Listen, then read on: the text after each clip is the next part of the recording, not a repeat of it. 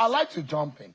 You were one of those Nigerians who were in the forefront of subsidy removal in 2012. You were very vocal against subsidy removal. Against Yes. subsidy removal Yes, in 2012. And you look at what has happened to the lives of Nigerians, those who debate whether or not the policy of the Tinubu government is in the right direction or not. The flotation of the naira, the corridors, the foreign exchange corridors, and the removal of subsidy. There are arguments as to the manner in which this government has gone about it. And there are those who will be thinking that the electricity tariff, the tariffs that are being imposed on Nigerians, does it look, and now Ramfak saying whatever they are saying, the issue of the 5% fuel surcharge has come up again. Is it a provocation by this government against the Nigerian people, or what exactly, or could it mean an insensitivity of the government to the Nigerian people? What exactly is going on?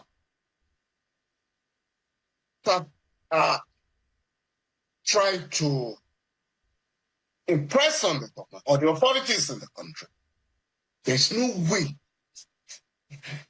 you can remove subsidy. There is no country in the world that has abolished or removed subsidies completely. Even leading Western countries like the United States of America, United Kingdom, France, and others subsidize electricity, subsidize agriculture, and many aspects of the lives of their people.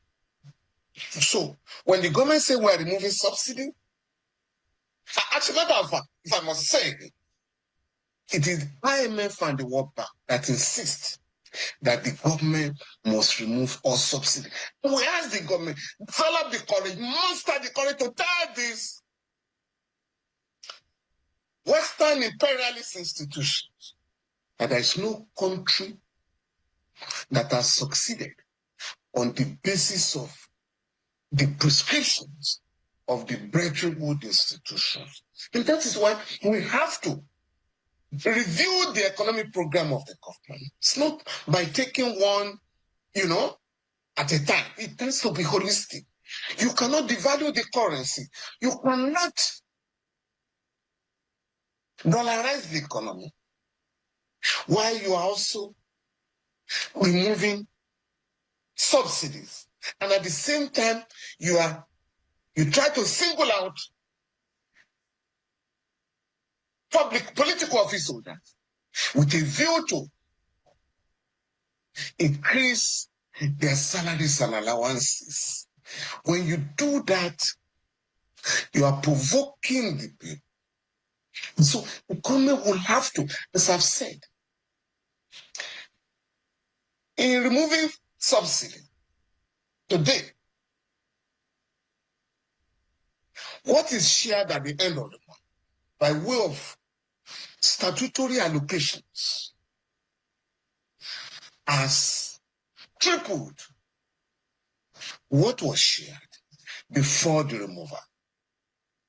For instance, I think it was May 2023. What was shared by the three tiers of government was 655 billion naira. In July this year, it was 1.8 trillion. In August this year, it was 2 trillion. So the government at the federal and state levels, and I dare say local government levels, will have to reflect the increase in statutory allocation in the services, social services made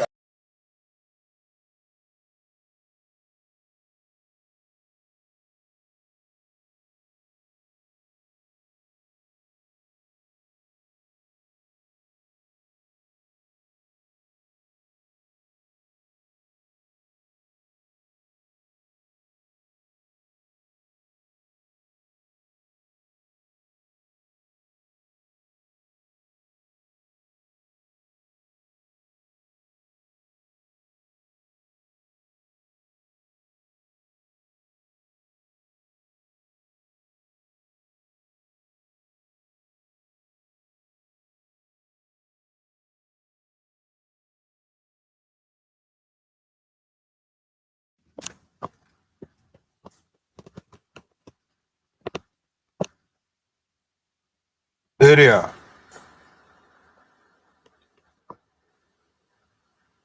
we don't change our name. Oh.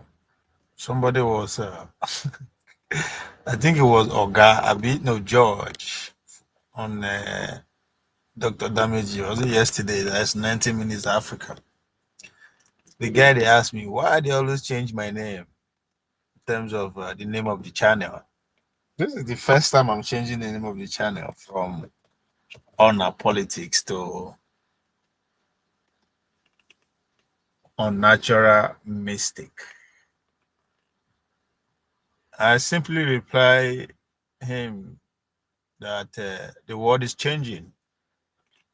So we don't get choice than to change along. But I don't think I changed the name like that. It's just maybe I'm repositioning or refocusing to reflect, you know, what is happening globally. After the assassination of Charlie Clark and regime change in Nepal, I think the first music or the first song person I listened to was Bob Marley, Natural Mystic. Because I know selector, but it didn't just pop up and I just say, let's go. So, in listening to that song, I came to the realization that that song was written in the 60s, 70s. That was pretty much after all the assassination took place and regime change too. There was a regime change in Nigeria. There was civil war. There was assassination. Pretty much everything that could go wrong happened to a country happened at that time in Nigerian history. And globally, a lot of people were assassinated. You know, from Martin Luther King to Malcolm X to J.F. Kennedy to Lumumba.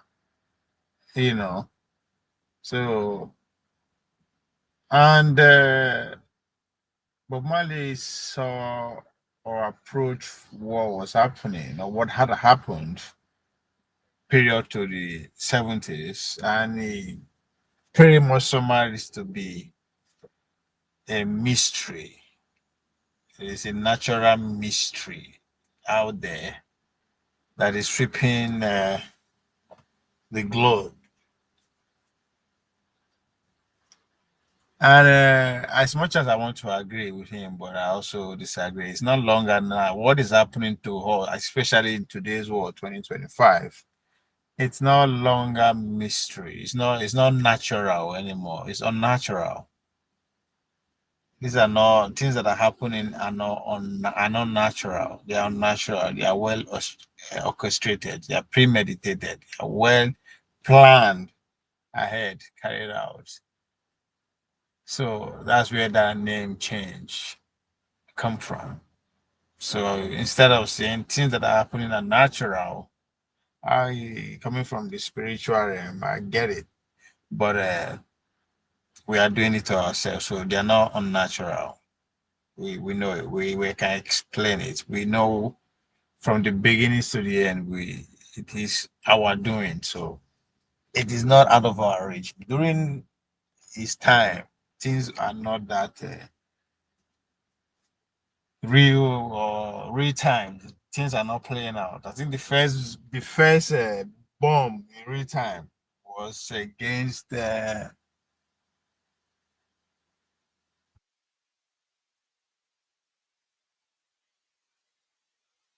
was it the invasion of Iraq when the T was in on primetime TV. As they carried out the bomb, even Gaddafi was on primetime TV. So it's no longer a conspiracy or it's going to take time, 2, 3 more days before we are. No, as it happen, we see things played out. So, and we can put one or two together and we can tell where everything that is happening, where it's coming from, might not be able to say this is who is carrying it out specifically, but on the broader scheme of things, you can barely say, okay, it's coming from here, and put one or two things together, you arrive at your own conclusion. That's not where that's not what I'm here to do. But my goal is to say, other than looking at this angle alone, there are other multiple directions to look. Because today's power is no longer reside in just one person or one entity like it used to be under like a king, a spiritual leader, or that kind of uh, stuff. No, now the power is democratized. The share hardly you see those who are in charge of oil also dragging land of agriculture to with other people. I mean, if we invest together, compete along the line, but one, yes, the power is no longer under one monopoly. So my goal is to say, hey, yes, it's okay that we are looking at this, but this is why we are all focusing in this direction, because that's where they want us to focus on this direction. But in the recent, let's pay attention to here too and see something, you know, will lead us to where we are all going to. Somebody asked me, I think 2 days ago, why that he doesn't understand why Americans, those who live in America, are so free to criticize the government, to speak through to power and all those kinds. Like, yeah, it's because we are all ignorant. Majority of the people are ignorant of how the system works. So what's the point of denying trying to strive with them? By trying in an attempt to do that, you make them feel that you are doing something they're actually on point. No, let them to allow us to run our mouth as much as we can. It's also good for distraction. So that's my whole understanding of what's going on. We hardly understand how the system works or what is happening. Those of us who pay much attention spend a little bit of our time and resources to try to understand how it works. 9 times out of 10, we get to the real source months after or decades after. In other words, or the system is always ahead of the masses. They have so much resources at their disposal. The few elites who run things have so much resources at their disposal that they can afford to just plant a seed and wait for 20, 30, 40 years for that seed to actually yield fruit. So they are way ahead of time. So that's why they allow the majority of the citizens to just run their mouths. As if, in an attempt to say that we are also part and parcel of the process. This are good. If that will make us go to bed good, wake up the next morning believing that yes, we are speaking truth to power. So we do all that. So we are looking at things from that's the whole point. That's what is responsible for the change of name from on our politics to unnatural mistake. So it's not necessarily something we need to read meaning to. I'm just trying to reflect the happenings of today. A lot is happening. The world is changing in real time. That's the difference, especially those of us who are from third world countries. Before, when now history they tell us after things have happened, months and years, decades after they will settle down and write as to how they want the rest of the world to understand and push it to us. But to some extent, I think we are all in the same known in terms of what is happening in real time. Yes, as I said, the elite are always ahead. Those who are in custodians of power are always way months, if not decades ahead of the happenings. But the consolation there for we the majority is that all of us are on the same level now. We get to get the same information, however wrong or rather information is, but they hear them at the same time. The idea that some people are more privileged, are more intelligent, are selected to be the distributor of, what is happening. Those days are over. Now we all have the same ability to see things happening in real time. The Lord is happening. The world is changing in real time. Everything that we know as it was or as it is now will no longer be the same in the next few years in terms of how we do things domestically, spiritually, however you want to think about it. Sooner or later, you wake up to a new world, a new reality, how you work, how you travel, how you communicate, the kind of people you coexist. I mean, literally everything is going to change. And that is not going to come without sacrifice because you are going to be winners, you are going to be losers. Some people will get more wealth, some will lose wealth, some people will be poorer. So that process we under is that what we are undergoing through. The world in general is undergoing through. If you follow Judge Friedman's work, the latest being the storm before the calm, and his articulation of current events, focusing on America.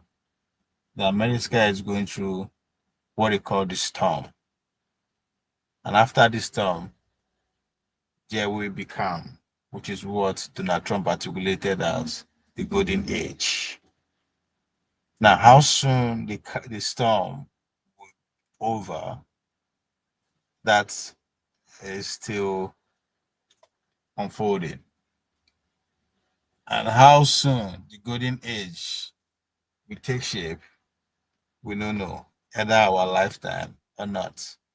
But me and you, we agree that the world is indeed transforming in real time. And that's when our intellectuals come in play.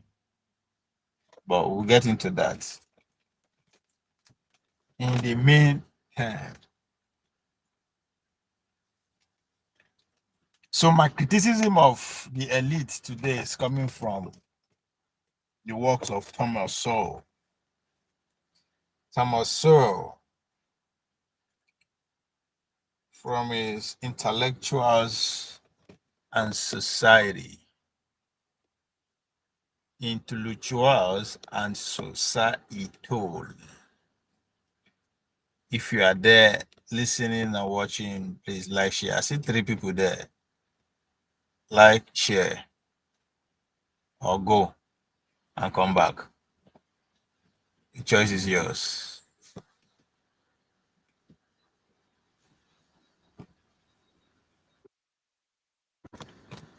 So, in Intellectuals and Society,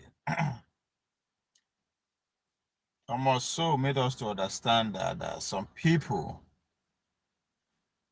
who think that they are being exploited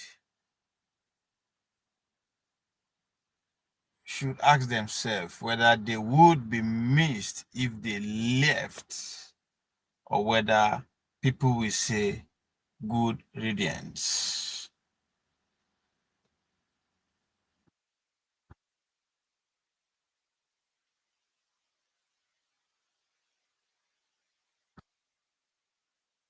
Sorrel also made us to understand in that same work of intellectual and society that many intellectuals may like to think of themselves as people who speak truth to power, but too often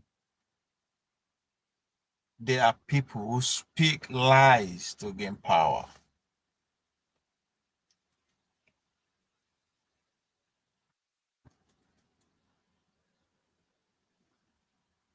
Speak lies not necessarily means they are telling the black and white lies blatantly. No.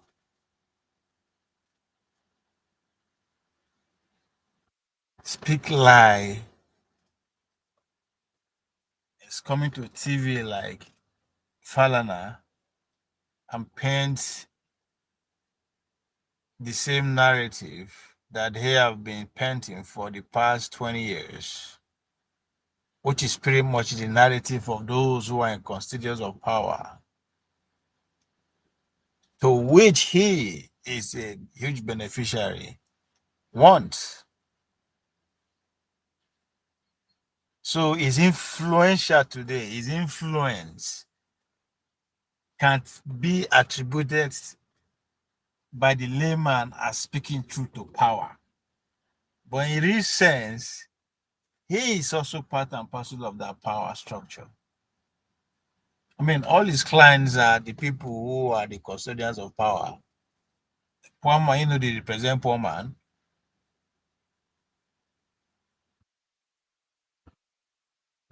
I don't need to speak as a conspiracy theorist. All you need to look is okay. All his family are trained abroad.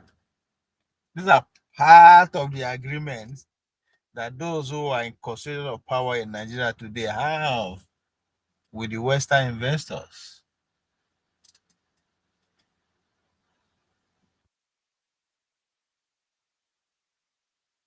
As an investor, if I'm paying my own fair share of the bargain,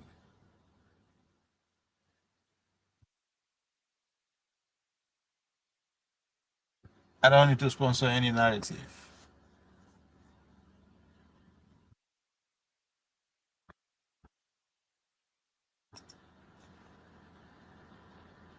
So they come on TV, get on some platform, and just push the same narrative that those in power want. And in an attempt to say they are speaking truth to power, but no.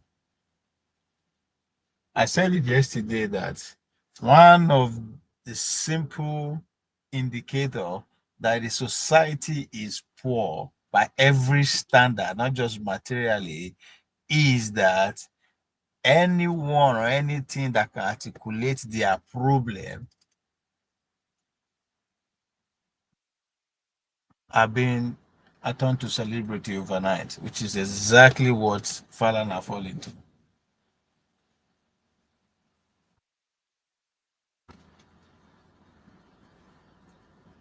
They are speaking truth to power. Sowell said most intellectuals outside the field of economics show remarkably little interest in learning even the basic fundamentals of economics. Yet they do not hesitate to make sweeping pronouncements about the economy in general, business in particular, and maybe issue revolving around what is called income distribution.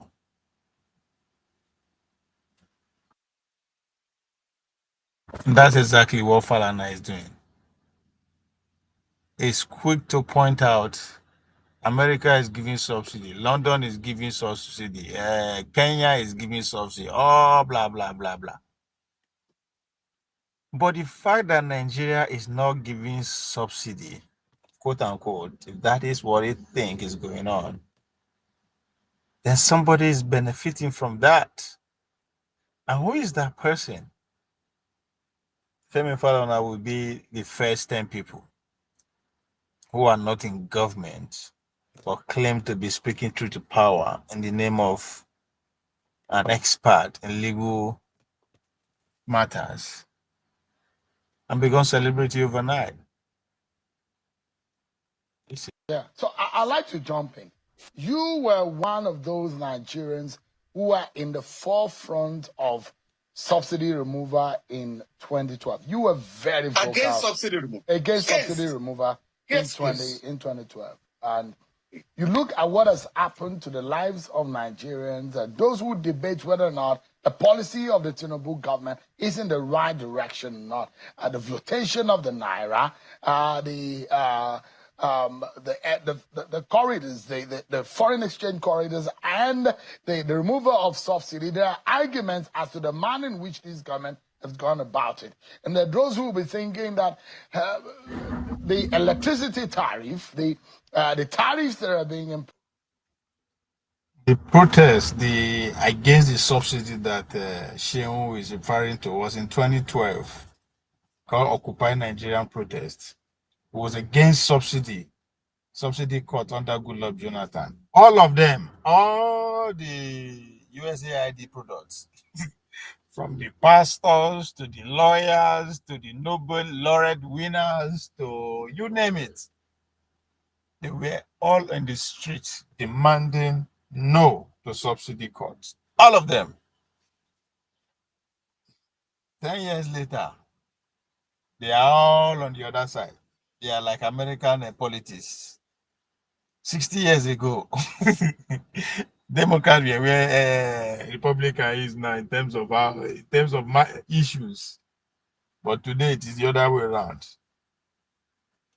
They were all on the street, burning everywhere, demanding that subsidy has to remain. So they exemplify the tensions. His pronouncement blend legal advocacy and moral outrage, but often sidestepped deeper economic trade-off like physical subsidy or opportunity cost.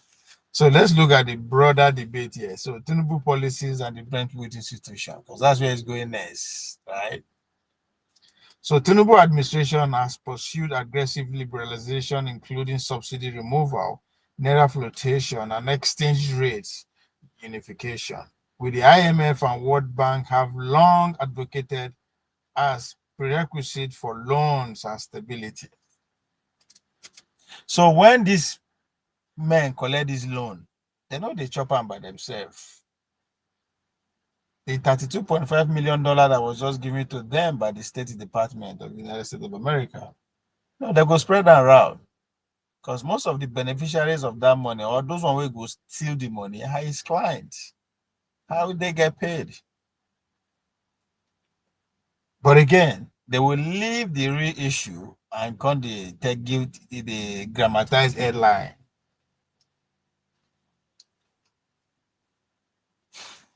I want them to flood the street one day, lead demonstration, lead a protest against loan of any kind.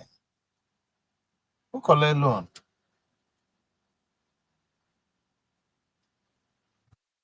Because once you collect loan, you have to adhere with the requirement, what comes with the loan. They always talk, and even though not free, then give you don't know why.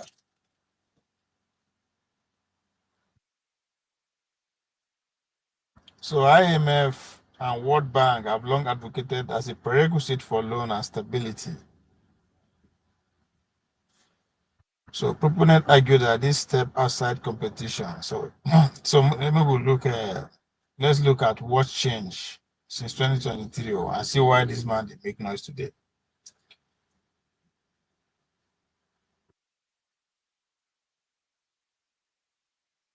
So pre-2023, there was 10 billion annual subsidy, which they tag as scam.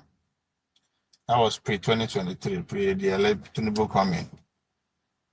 And they free up resources. Federal allocations jumped from 665 billion in May 2023 to over 2 trillion by August 2023 for infrastructural and social spending. However, critics include former INEC chairman Jega and Lagos scholar Isa Sagi contend the policy ignore Nigerian context, oil dependency, economy weak, refineries, NNPP, 50% of the fuel depends on Dangote refinery output, and vulnerability to global stock. The IMF denies direct causation.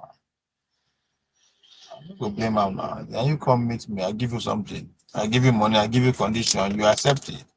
Now they blame me, say I'm responsible for a problem. Who kill you?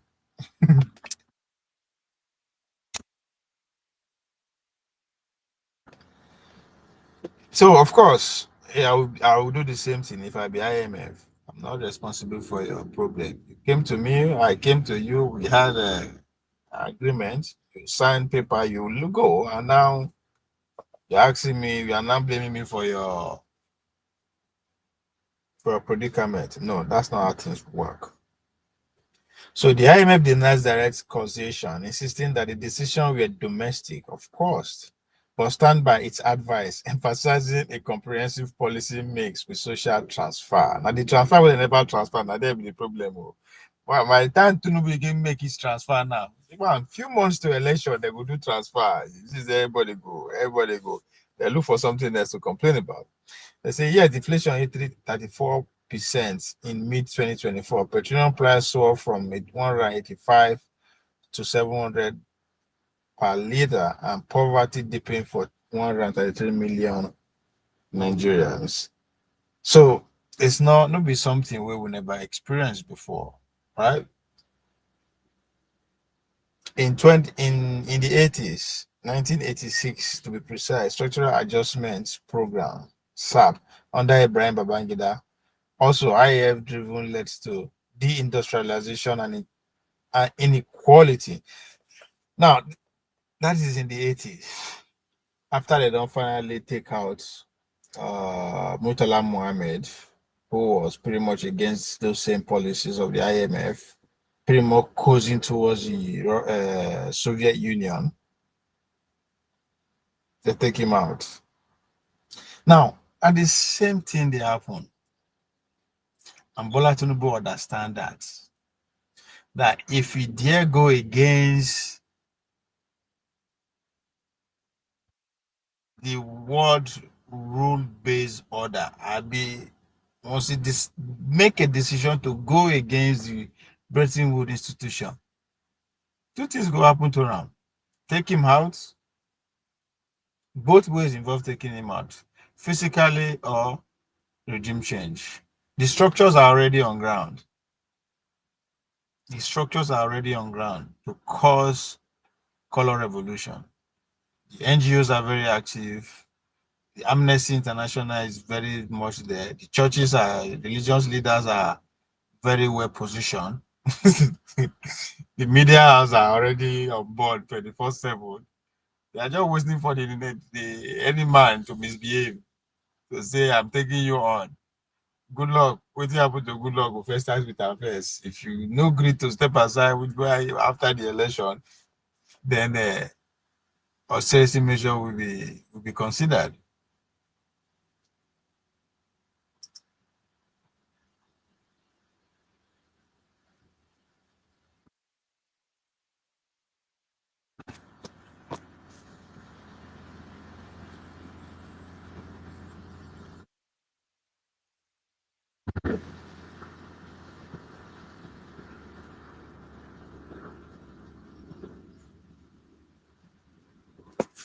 So Thomas Sowell continued, he said, where intellectuals have played a role in history, it has not been so much by whispering words of advice into the ears of political overlords, as by contributing to the vast and powerful currents of conceptions and misconceptions that sweep human action along the way. And one of his criticism of the intellectuals is about the fact that they don't take accountability. There's no consequence for their mistakes. They can talk rubbish without any consequences.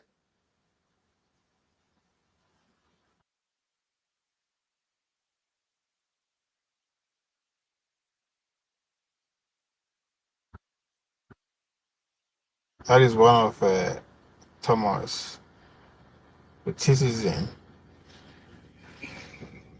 See, one of the consequences of such notion as an entitlement is that people who have contributed nothing to the society feels as society owes them something, apparently just for being nice enough to grace us with their presence. So for him, everything that he proposed now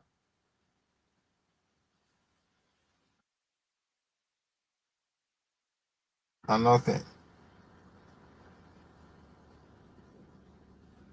I say ours may become the first civilization destroyed, not by the power of our enemies, but by the ignorance of our teachers and dangerous nonsense they are teaching our children. In an age of artificial intelligence, they are creating artificial stupidity. That's the most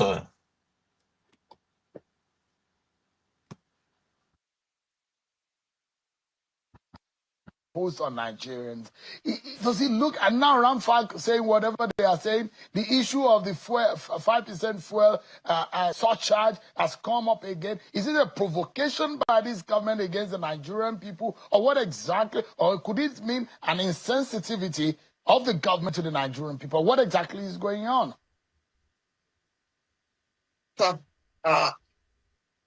Try to impress on the government or the authorities in the country. There's no way you can remove subsidy. There is no country in the world that has abolished or removed subsidies completely. Even leading Western countries like the United States of America, United Kingdom, France, and others subsidize electricity, subsidize agriculture, and many aspects of the lives of their people. So when the government say we're removing subsidy, actually, matter of fact, if I must say it is IMF and the World Bank that insist that the government must remove all subsidy. And we ask the government, develop the courage, muster the courage to tell these Western imperialist institutions that there is no country that has succeeded on the basis of the prescriptions. You see how these people think they are smart. Saying they shout, have the courage to tell the World Bank that, da. No, you have the courage to inform the people, to mobilize and kick against loan collection. But they no fit do it because the things they go touch am. If you no collect loan, how them go take get paid for the service they render to the same people that they think is speaking to? An ordinary Nigeria cannot pay them enough to send their children to go school for abroad, paid in dollars and pounds. So instead of actually going through the cost is the resource of why IMF and World Bank they tell federal government what to do. No, they are saying federal government should have the courage to say no. No to what? Don't go collect loan. Nobody will tell you how to spend the one when you get. It is because they are giving you money to spend and you are not telling them not to give you condition. Who you be? But of course, that is where we are with our intellectuals. Again, going by Thomas Sowell. Thomas Sowell, in that same book, Intellectuals and Society, the guy said, it is hard to imagine a more stupid or more dangerous way of making decision than by putting those decisions in the hands of people who pay no price for being wrong. Just consequences for every fuck up. I don't think we'll be see them like this on TV every day. They'll do more work.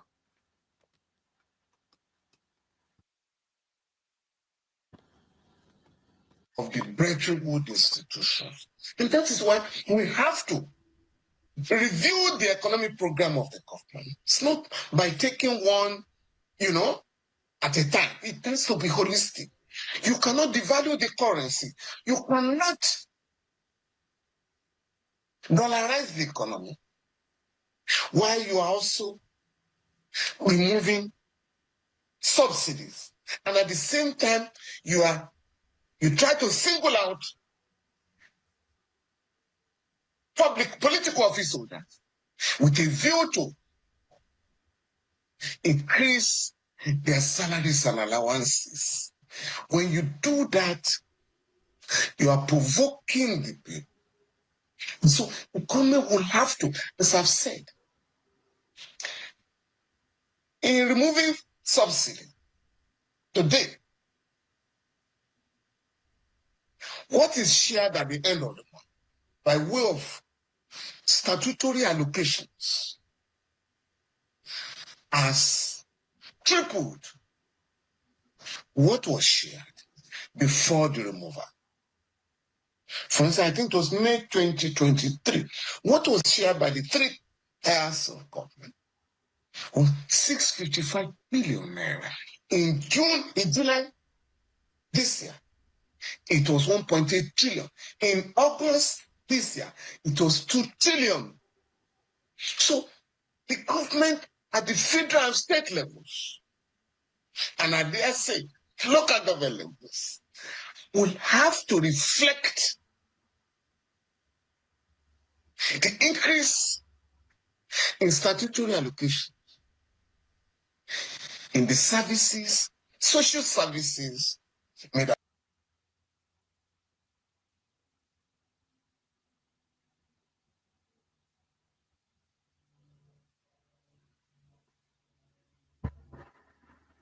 Thomas Sowell continued by saying, wishful thinking is not idealism. It is self-indulgence at best and self-exhortation at worst. In other case, it is usually at the expense of others. In other words, it is opposite of idealism.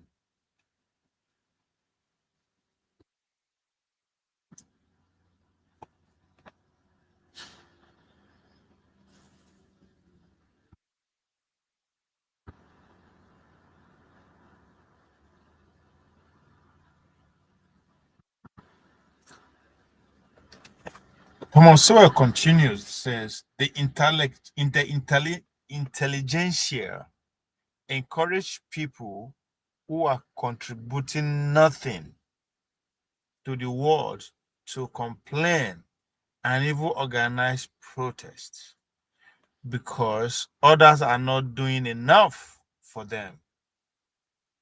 They have rationalized the breaking of laws by those who choose to picture themselves as underdogs, fighting an oppressive system, even when these are college students from affluent homes being subsidized by their parent or the taxpayer.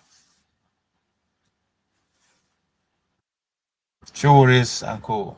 The obese of today is fall into that categories. Say compare any society to ideals virtually guarantees that that society will be condemned as a failure, if only because it costs nothing to imagine something better than what exists. That is, to create idea, while everything created in the real world has cost. Moreover, our only choice in the real world is between different society compared to each other, not compare real situation such as social justice.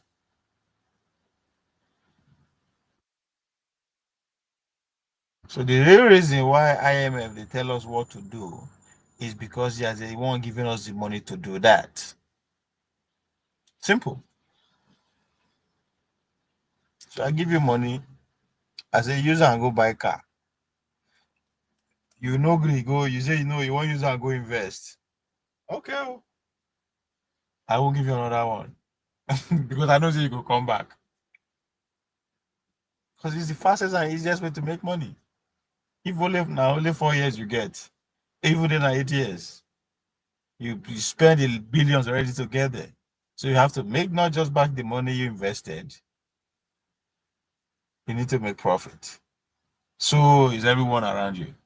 Because the money you borrowed to run the campaign to get there, you also have to pay interest on it. So the easiest way to cover all that and stand a chance to come back is to keep borrowing. So since the borrower knows that that's the case, that's your situation, he can tell you what to do. Because your goal is to borrow and invest so that you don't have to borrow anymore. The borrowers, understand that. So you make sure that you invest the money that he borrowed you, give you condition that will make sure you don't invest in a way that you make profits to pay him back and never to come back. So he will give you a condition and tell you where and how to spend that money, or no money for you. It's as simple as that. And if you know collect money, say you want to the way it's supposed to be done, let us offer it and save and build up. Guess what?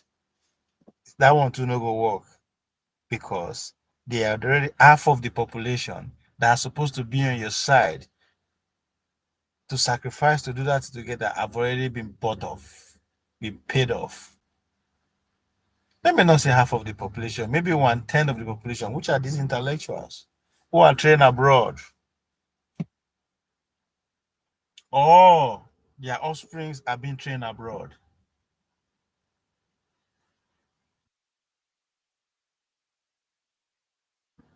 So how do you defeat when those people who are either trained abroad or who their offspring is being trained abroad, tell me, when they turn the switch on them, whether they will go with the common sense that the president is trying to achieve, or will go those who also are investing, because now investing, then those who are borrowing money, so they are borrowing in form of investments. Even though investment 99% of the time is not like getting cash back, but that can be debated.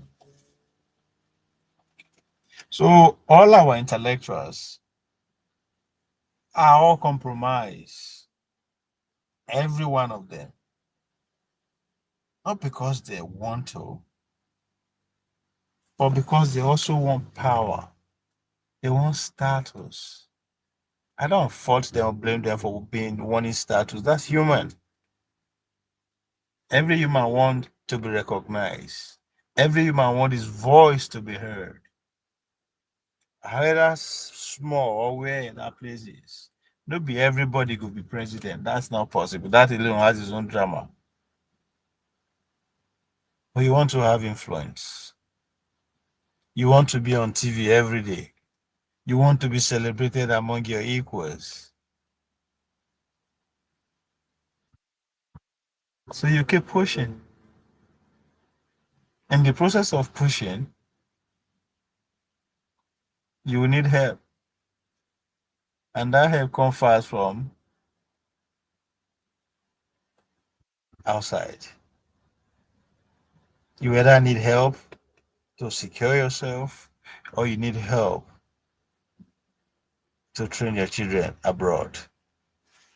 Even if you are paying cash, they are also vulnerable. When push comes to shove,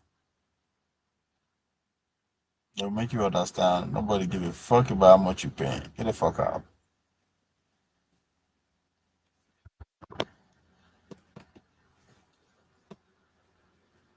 So it's difficult for me to take them serious, because at them they help. They are the gate watchers.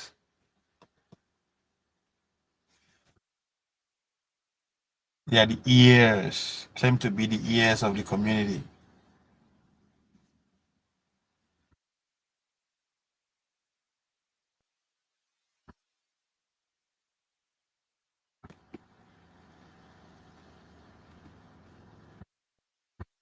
Yeah. So I like to jump in.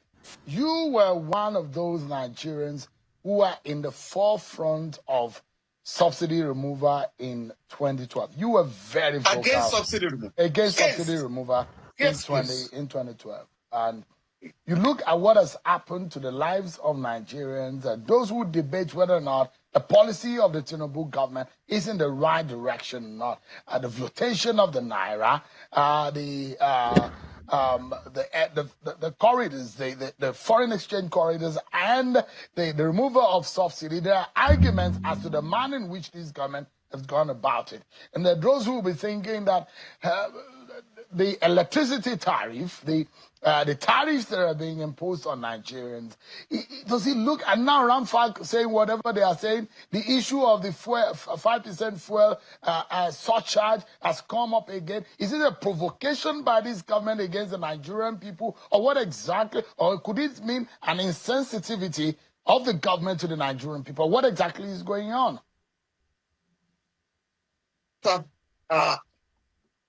Try to impress on the government or the authorities in the country. There's no way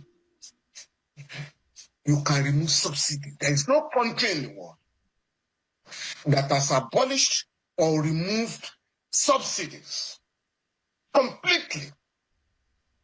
Even leading Western countries like the United States of America, United Kingdom, France, and others subsidize electricity, subsidize agriculture, and many aspects of the lives of their people. So when the government say we're removing subsidy, actually, matter of fact, if I must say it is IMF and the World Bank that insist that the government must remove all subsidy. And we ask the government, develop the courage, muster the courage to tell this Western imperialist institutions that there is no country that has succeeded on the basis of the prescriptions of the Brethren Woods institutions. And that is why we have to review the economic program of the government. It's not by taking one, at a time. It tends to be holistic. You cannot devalue the currency. You cannot dollarize the economy while you are also removing subsidies. And at the same time, you try to single out public political office holders with a view to increase their salaries and allowances. When you do that, you are provoking the people. So the government will have to, as I've said, in removing subsidy today, what is shared at the end of the month by way of statutory allocations has tripled what was shared before the removal. For instance, I think it was May 2023. What was shared by the three tiers of government was 655 billion naira. In July this year, it was 1.8 trillion. In August this year, it was 2 trillion. So the government at the federal and state levels, and at the state, local government levels, will have to reflect the increase in statutory allocation in the services, social services made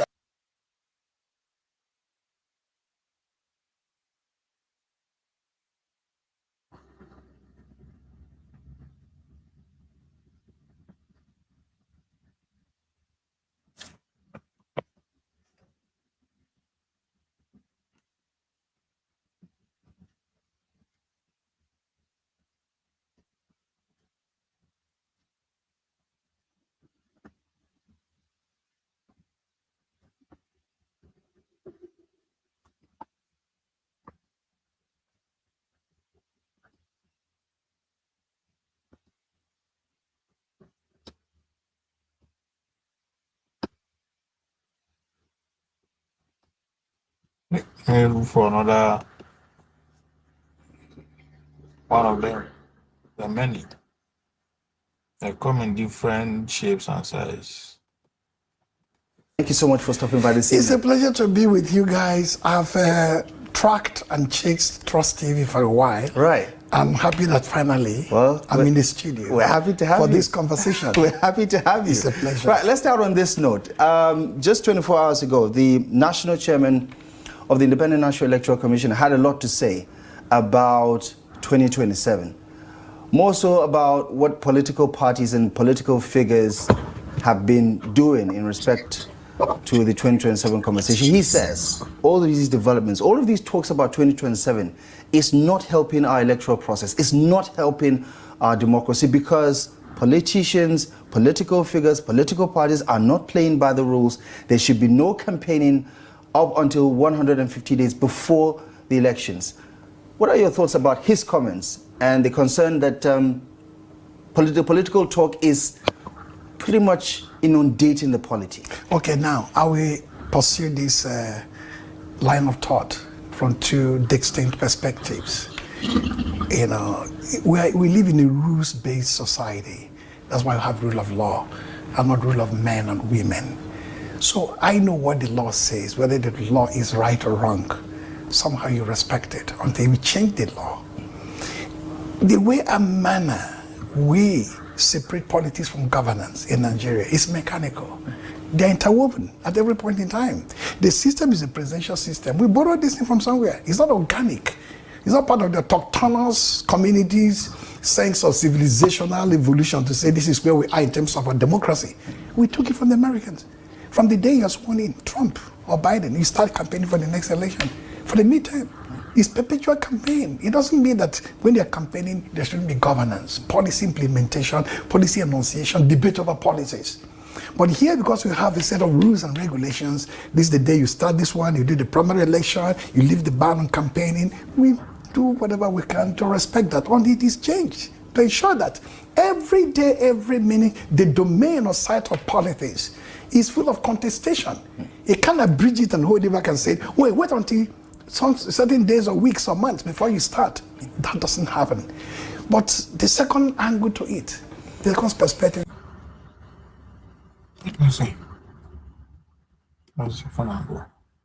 is that the chairman of INEC should be courageous enough. That doesn't happen. But the second angle to it, the second perspective is that the chairman of INEC should be courageous enough to call a spade a spade. He should look at the president of the country, Bola Ahmed Tinubu, and say, Mr. President, you erred with your team, with the presidency, with your party. You jumped the gun, and others followed. They were doing a slate of mobilization and endorsement across. You see my problem with these people? You said we are in a rules-based order, a rules-governed society. People break the law. You are asking the INEC chairman to speak up and call it. No, sue whoever that break the law and let the law take its course. That is a rule-based society. So you see how then they try model the conversation. They started by saying, oh yeah, we borrow from America, which is fact. That is how America doing it. Then it followed by saying, but in Nigeria, we have rules. We have laws that says campaign has to start so days, which is not like that in America. America, you started campaign the next day you won your election. You started campaign perpetually. But in Nigeria, you are not allowed to campaign of any sort, perpetually, whatever, until so stipulated time period. But he admitted that they are breaking the law. The president jumped the law, but he's asking this INEC chairman to step up and call the president. And no, that's not how rules works. Again, see how these intellectuals, they try model, control the conversation, the narrative as how they wanted it. No, a city tells the citizen to sue the process. If not INEC goes to let it sue, but instead of saying INEC should call him out for what? That's what you are doing. What difference does it make? Does it make you calling me out and here, or if INEC chairman do the calling out? Doesn't make any, doesn't change anything. Doesn't negate the fact that there's a law that is broken, and whoever break the law should face the consequences, should go through the eyes of the law. That's exactly what Mr. Jim was trying to point out to the so-called pastor always saying don't repent as terrorists. Did you go through the process of the law? Did the law actually pronounce you either guilty or innocent and you went through the process? Or you just say, oh, they're not forgiven. Again, there is a pattern in which these people control conversation. These are Melbourne and UK bred, educated fellows. Enough. There was one in the northwest, none in the north central, not one in the northeast, where even the name of the VP was taken away from the list of those to be endorsed openly in the glare of the public. There was even an endorsement inside the villa. When the president, who ought to man the space of governance and obey the law with his team, let the cat out of the bag, jump the gun, because he panicked in a way, the rest of the political class will not fold their arms. They will join the fray. So, INEC may have to bring other facts by cautioning the president of the country, the presidency, his party APC, to give this piece a chance in terms of politicking and focus on governance. If you don't focus on governance and policy implementation, politicians are bound to seize the moment and seize the day and plan for 2027. You're saying it's fair game at this point? That he has made it a fair game. Because you see, if you have a calculus that you want to prepare for 2027 for leisurely re-entry, that means emasculate the political class, dismember the existing political parties, ruin the infrastructure of liberal democratic governance, and then repress multi-party democracy. It makes it easy for you to re-enter 2027. That's what they're doing. Politicians on the other side must resist it. Must say PDP must be reborn, rebetted, regenerated. ADC must find its footing and bearing in order to survive. Labour Party have to find its own direction here and there. The moment they start doing that, the system, of course, will be heated up. The heating up didn't start from the opposition ranks. It started from the ranks of APC, the president of the country, and the presidency. What about the cost on the polity, on governance? Because the trade-off is that the administration becomes too distracted that governance suffers. Deliberately, the administration distracted itself on two scores. When they have very little to offer, you find something else to distract the people. In terms of policy implementation, policy enunciation, this government came with two broad macroeconomic strokes. Subsidy is gone on day one. Weeks later, Naira floated. These shocks have not abated. It has led to incremental growth of multidimensional poverty. It has led to depreciated living standard of the people. It has ruined so many homes. It has rendered people pauperized. It has even increased insecurity.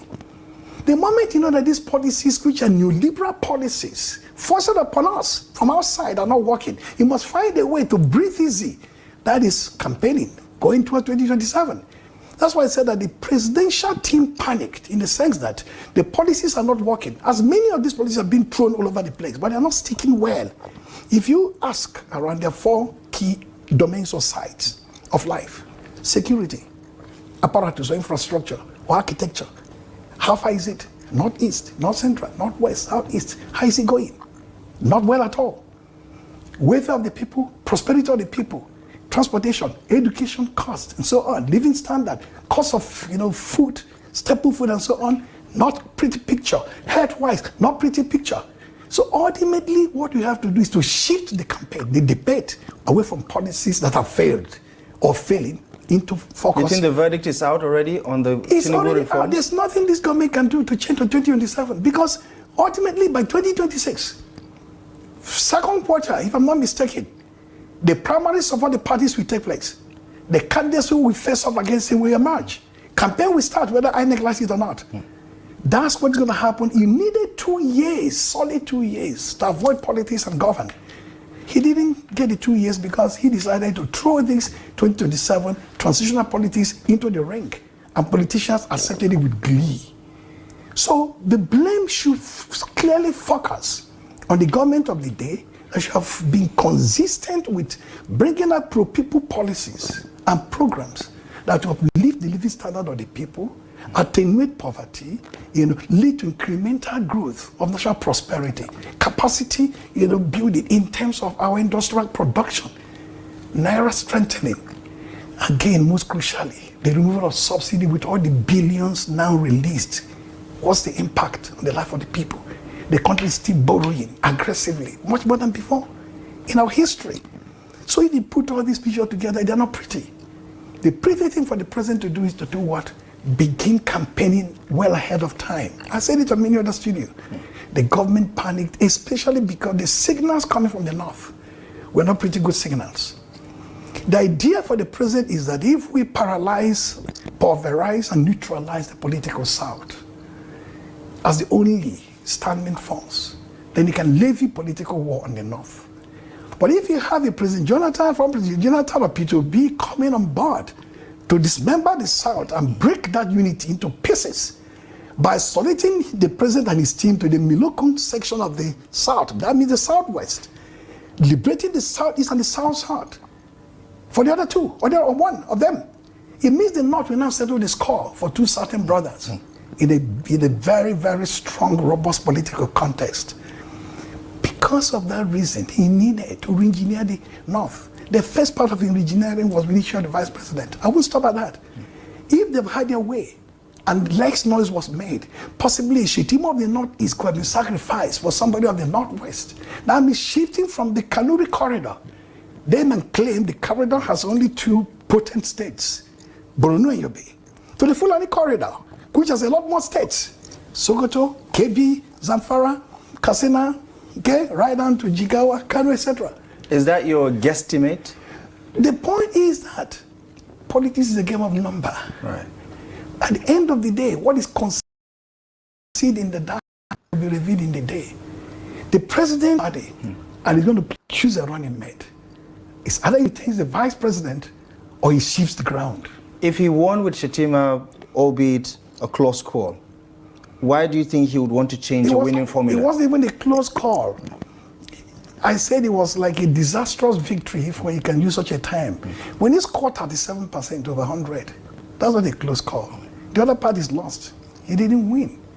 If you combine the votes of PDP and Labour, elections are zero-sum, aren't they? That's 63% of the vote. That's almost a compact majority. That's a minority president, a minority victory.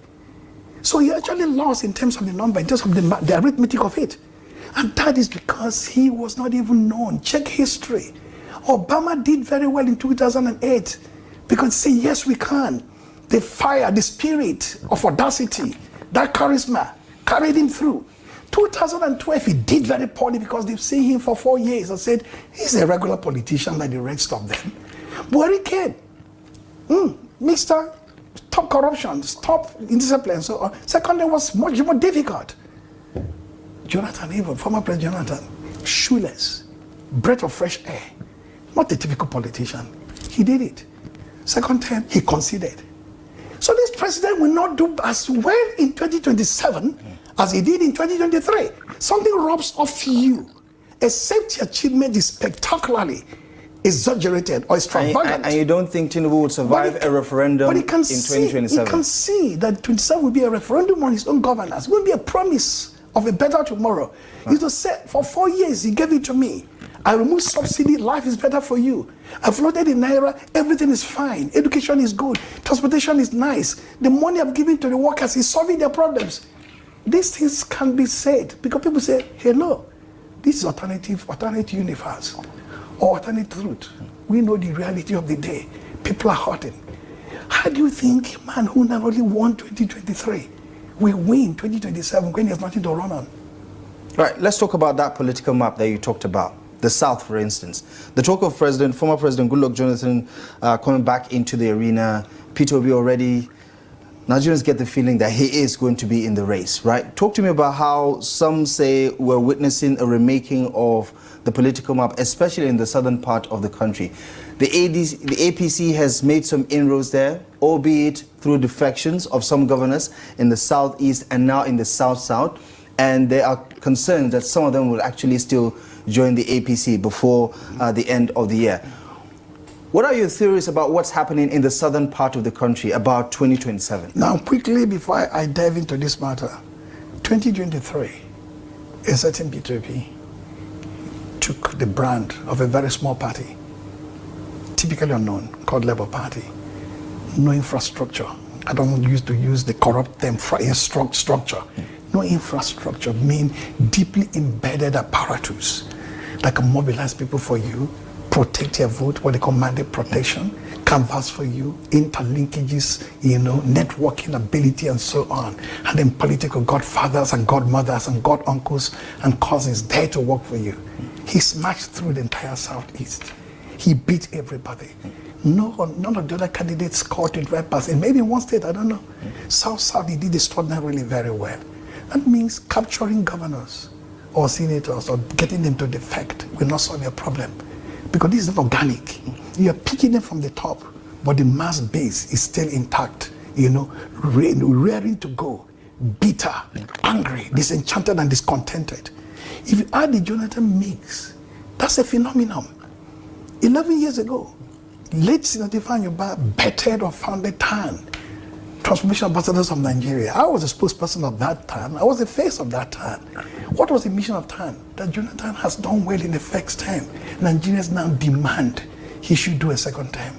11 years later, there's a clarion call that the man who picked up the phone and called his opponent, I lost, you won, congratulations. And for 10 years, built up an incredible stature as a global leader, as a statesman. Is being pressed upon by people, by very powerful individuals, that the country is hurting. We're on the edge of the precipice. We need you to come and salvage this country. Whether he answers the call is a different matter, but if he does, he reshapes the politics of the nation. One of many scores. The North that rejected him 2015 seemed to be, from my conversations with a lot of leaders in the North, that we made a mistake in that rejection. Maybe it was just a moral code in terms of the zoning thing. But you can see what they did with the marginal education, with the TAM, we did with the inclusive governance model. Chairman of the party was from the North. The chairman of the IDEC chairman from the North. His principal secretary has him took over from the North. His national advisor, somebody that's from the North. You don't have that anymore under Buhari and Bala Tinubu. You find a president who was able to build consensus among all the major and the smaller groups in the country. And he grew the economy to the biggest in Africa. And even for Boko Haram, they stand still. So that nostalgic feeling that he should come and save this country is growing. And if he does, I can bet you the North will heave in a tectonic shift away from everybody. Does Jonathan still have some political currency to leverage? Someone's saying... That's the currency I'm giving you, from the North alone. Someone's saying, he's lost his position. He's lost the momentum. I mean, there's still that nostalgia, but he might have lost his touch. It's not the nostalgia. It is real. When you have a president, a country that is growing in stature, economy that is booming, people that are prosperous, they do not become mere nostalgia. But when you find an economy that is tanking, when you find people that are hurting, when you find multidimensional poverty and denuded living as the order of the day, people will remember those days in which the naira was $1 to 200 or thereabout, in which the economy was the biggest in Africa, in which a lot of attention was paid to the youth, in which security was even taken seriously, in which there was inclusion in governance. Not this kind of a local, kind of insular, narrow, regionalist mindset of supremacist and hegemonic politics. So the big deal for Jonathan, and most crucially, let's be practical about it, he has only one time. That is key for the North, because 2031, there won't be any argument. That's why Peter B was very quick to say, right, I have one term to do, even if you give it to me. Right. Because we know that morally, the very imperative that will drive political success is to say, 2023 to 2031 is the turn of the South. 2031 onwards is the turn of the North. Jonathan taking this plunge will be a game changer. P2B taking the plunge and getting the nod of the major party is a game changer. Within the PDP, you can see the work being done there. The chairman of the Governors Forum, the governor of Bauchi State, Bala Mohammed, had led the charge to rebuild and reform and retool the party in that direction. Successful convention November, Jonathan will be in the mix, Bola Tinubu is toast. Right.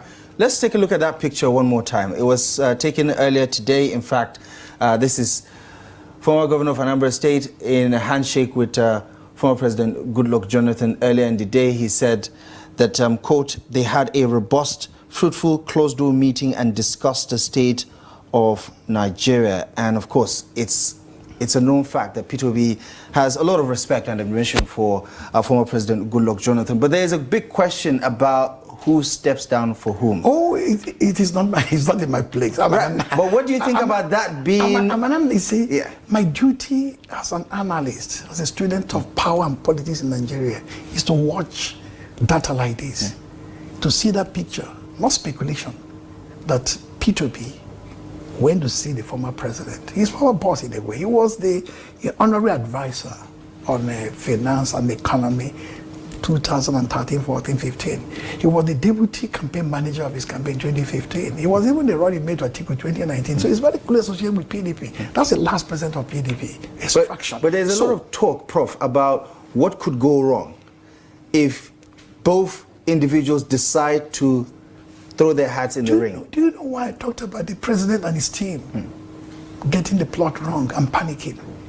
PDP will do convention in November. ADC may do a convention sometime around November, December, thereabout.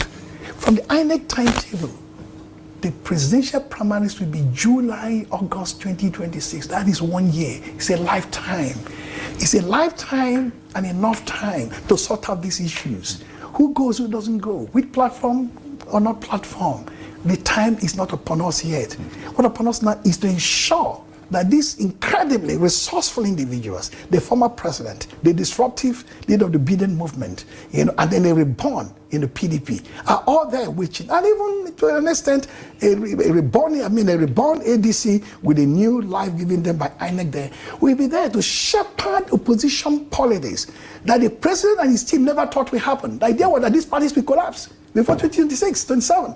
It is not happening. By 2026 primary elections there'll be one or two other robust parties ready and waiting to snatch power away from the president and his team 2027. Right. There are a lot of people in the southern part of the country who are against the idea of P2B or even former President Goodluck Jonathan being in the contest. One of the most profound voices is the current minister of the FCT, who still has, some level of influence, or dare I say control, over the PDP. What do you think about people like that who are outrightly advocating and campaigning for the president's re-election, still having some sort of influence in the main opposition party like the PDP? The PDP, like every other political party, is composed of interlocking structures, or interdependent structures, with close affinities.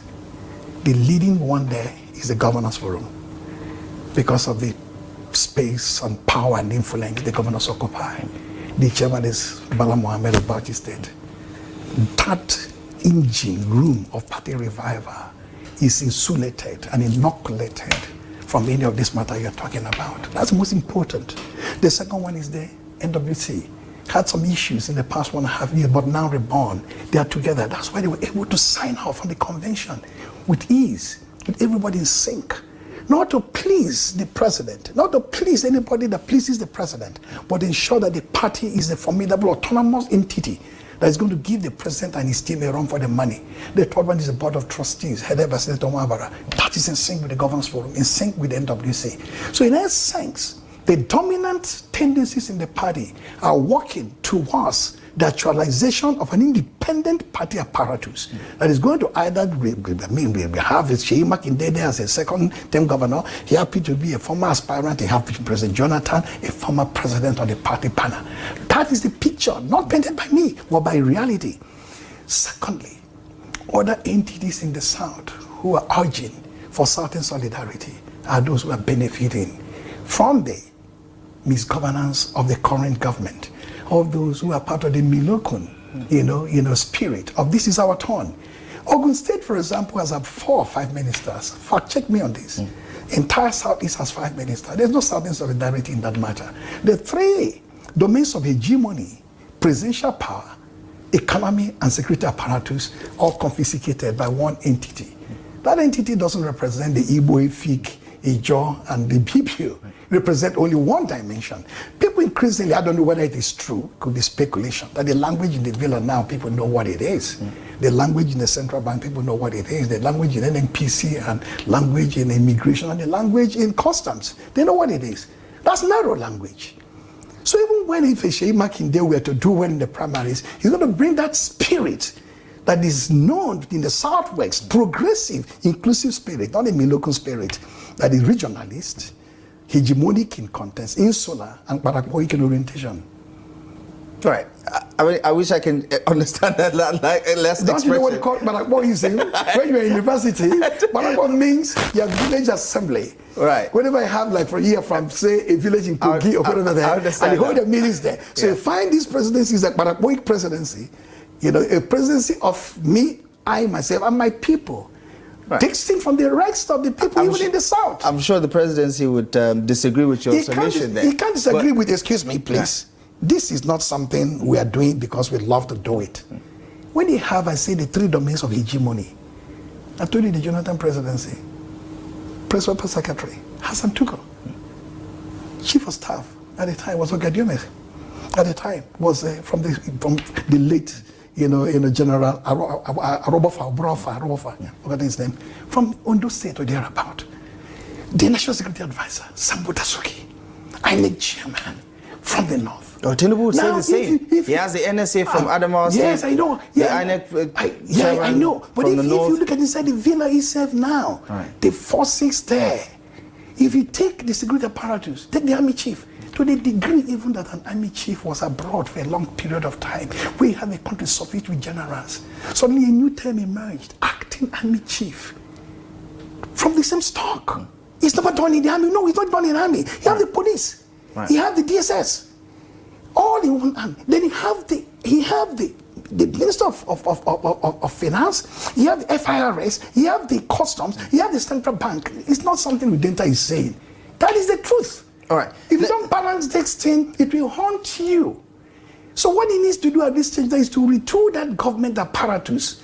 Because in every village, I told some other people, I have close to 20, 30 professors in my village. Up to 100 PhD holders, engineers and doctors and so on. So don't tell me because they have your people, they are important, they are gifted. Right. There are people gifted across the country. All right. Balance this thing. Obasanjo did it in 1999. All right, let's segue a little bit because, I mean, the presidency has shared a lot of data around how fairly balanced the administration is. We know the data there. If there's a job you give somebody, and you give the group, you said, give me this job, take 40 of the other one. We understand all that. Okay. You can't confuse anybody with data. All right. You talk about Peter Obi and former President Goodluck Jonathan and how they do have a good chance of offsetting the Tinubu re-election bid. What about what's happening with the ADC? What about Atiku Abubakar? Now, where does he fit into your calculations? Now, let me put it this way. And I want you to organize a town hall, a bigger gathering or forum. That Bala Mohammed said, I will not contest for the presidency with the apparatus I have and the infrastructure I've built because I want this moral clarity to give it to the South. It's a very important reason. Strategic reason too is that if you have a Southerner as a president for 4 years, you have to have a Southerner because it becomes increasingly difficult for a Northerner to win. You know why? The president and his team, they have weaponized the South. If you have anybody, I don't want to call him from the North, I don't know the state in the South where he will secure 10% of the vote, given the national climate. So if you don't have 10% of any of the vote in the South... I don't think his electoral track record I'm saying shows that? I said because it's clear, because we're looking at the geography. Southwest, where is going to get it? Southeast with Obi and Jonathan, we will get it. There's no way. It doesn't exist. Only in the figment of anybody's imagination. So if you denied 25% in 17 states and you do the repeat election 34,000 times, you will never win. In that sense, no Northerner given today's environment will win election in this country with the presidency. I want that debate. In 2027? I want that debate orchestrated. Right. But you can see a Southerner, Whoopi did it. Not only did he well in the South, he did well in the so-called middle belt. Did well in FCT, right. Did well in Nasarawa, Plateau, Benue. So there are many segments of the North where a certain president, a certain candidate like Obi or Jonathan, we do well. But it's going to be difficult for a Northerner now, given it's a turn of the South, to do even well in one state of the South. All right. Finally, before we go, your analysis on a possible outcome of the next general election seemed to me more like a prophecy than a prediction. Why are you so confident that Tinubu will lose in 2027? My take is simple. If the president just managed to squeak through 2023, when he was almost an unknown at the presidential level of power, not the regional level of power, and the experience in history has shown that president dropped 2, 3, 4 points from where they were when they came in. Jonathan did, Buhari did, Obasanjo did, Obama did, everybody did. Even Trump lost second time.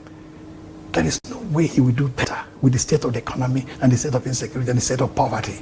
So what we're saying is that the moral clarity, that imperative force that impelled President Jonathan in 2015 to pick up the phone, call Buhari and say, I lost, you won, congratulations. President Bola Tinubu, we should pick up that phone, either to Jonathan or P2B, and say, I lost, you won, congratulations. All right. Professor Odeta, let's do this again some other time. It's a pleasure. Thank you so much for the analysis. I appreciate you very much for stopping by this evening. Thank you. It's a pleasure too.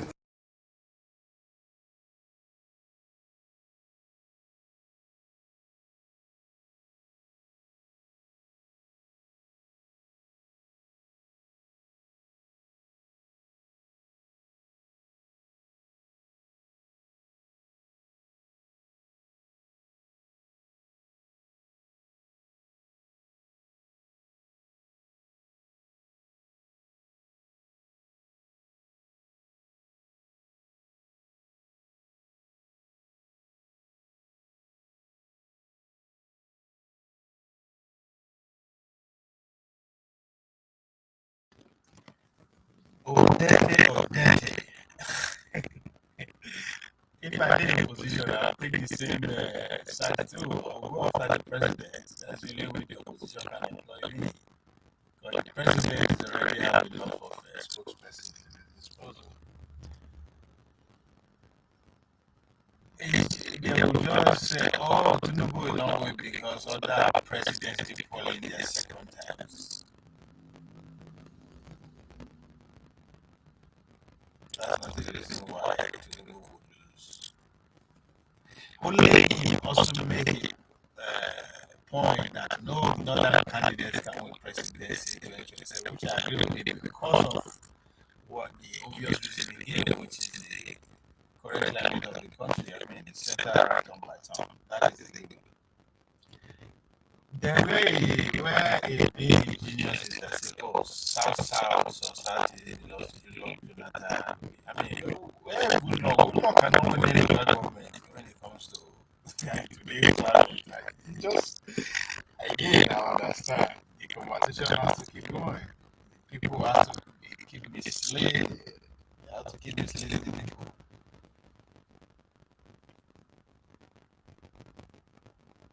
Tinubu with little chance, when all power was against him, he won. My father will argue that the USAID contribution was evil, both for him and pretty much for the candidate. Especially so, go home and play your game. If you win, regardless of how you won, you're good to go.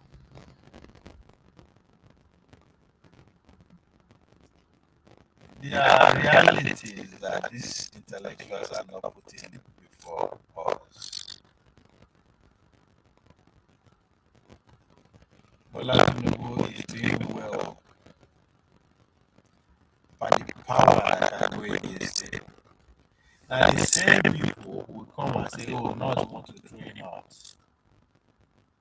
But I say Northern cannot win the presidential election because of the candidates.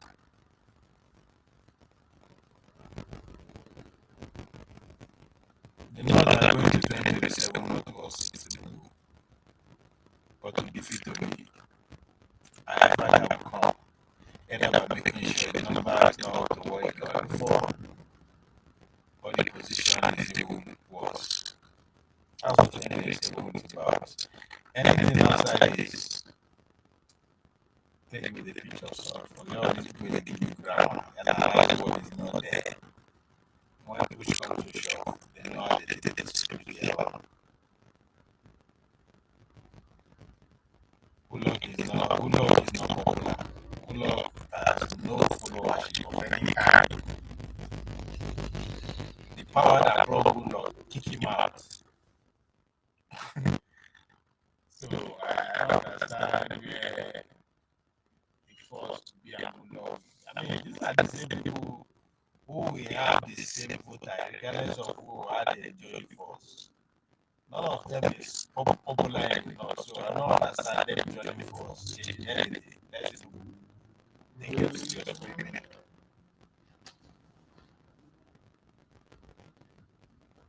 Good luck. Obi not need good luck to win any of the Southwest states. Even his own state, Bayelsa, I don't think Obi need help. So good luck is more reliability. As far as I'm concerned. No, the fact that even as Jimmy said, good luck you know, understand it's not a good political capital at this point. So it's but I understand that they have to find a way to keep us going back and forth. You said that you get advance. Only it's one of the reasons why Obi could not pull it off, or some of the advantage that he alluded to Obi's preparation was the fact that the structure is not party that is deep seated in terms of our things. And the question is, has that changed? No, it hasn't changed. Well, maybe we don't get PDP. If they get PDP, okay. That's another question of structure, deep seated. But is that structure and that deep seated culture be used for Obi or against Obi? That even if it is a candidate.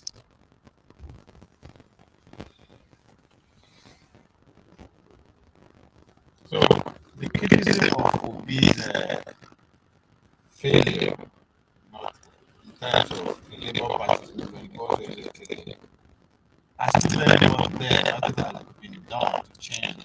The structure is now being built. Money is not coming from anywhere that I know can wait. I mean, just nothing literally has changed for the good. But on the other hand, Bola Tinubu's fortune has changed. He wasn't in power 2023, he's now in power. He has his control of the police, the military, the most important institution, the central bank is under his control now. They use it heavily against him. The secret service, everybody is under his reach now. That is what he doesn't have 2023.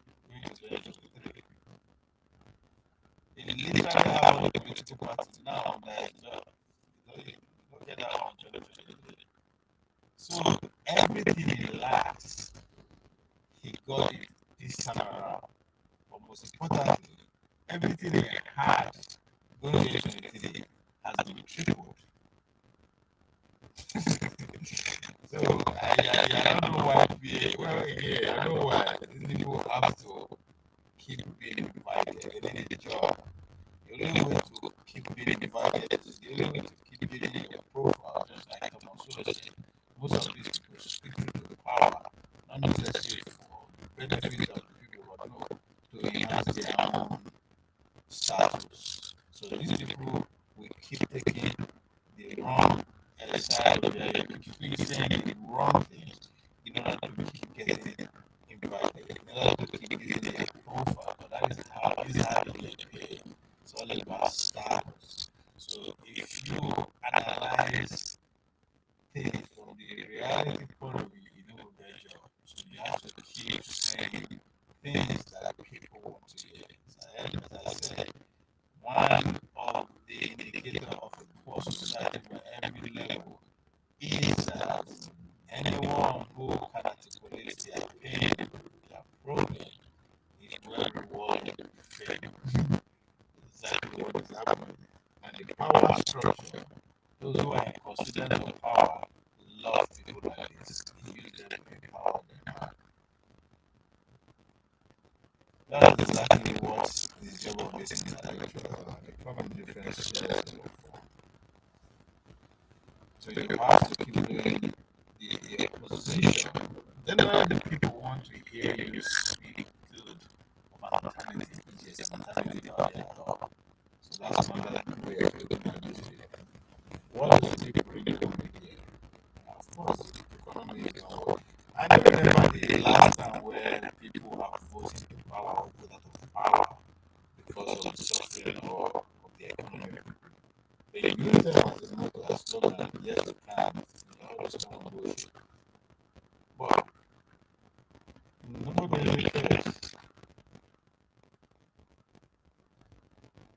So that's why it's always the best way forward as a political analyst is to take the side of the people. The people are always looking for an alternative, new things, regardless of how the current sitting president is performing, especially when the sponsors of the rallies or the conversation we have during these leaders are the same people who invested in the country economically, the same people who put the current president there. Of course, it's a benefit to them to sponsor an opposition, even if things are going well for them, just to keep the balance of power. So that's why they give you 1 billion for people, they give you 1 billion for campaign. That is how they balance power. And again, to make all the organizations think that we are actually having a contribution. But we can't start going after each other. Say, oh, this one is better, this one is not good. Say, they are going to vote him and vote that. Let's say, so you need to let go of that. Okay? Yes, let's vote him out. But we know that doesn't work. Doesn't happen anyway. Anyway, we'll listen to another one of them again.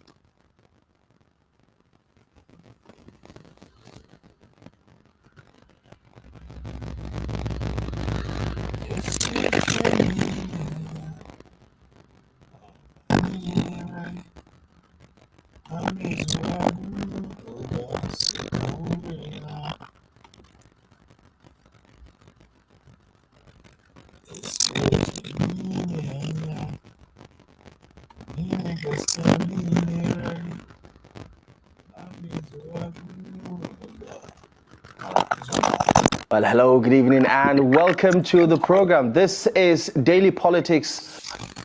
The other one spoke for Obi. This one will speak for Atiku.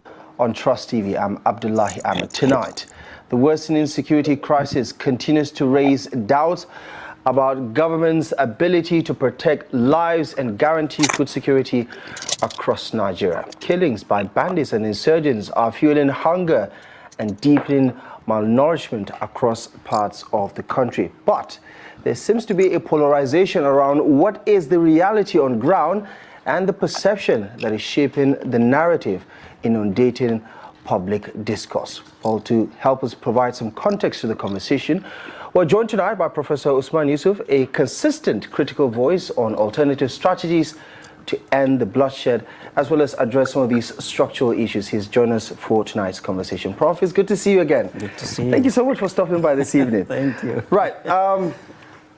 Just your overview. I mean, some of your takes on the current state of affairs are not necessarily new, but give me your understanding of what we're dealing with here. The government doesn't think we have a crisis on our hands. They think we have a challenge to deal with. But there are several reports that indicate that the situation is quite dire. Where do you stand on this? Right, and to be honest, Abdullah, this is the scary part. That the government does not think there are problems. It clearly tells you it is disconnected from realities of our people. And this is what is really sad about it.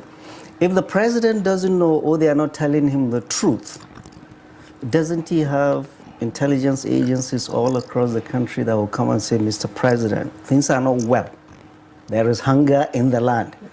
And if he's not listening to that, hello, international communities are raising their voices.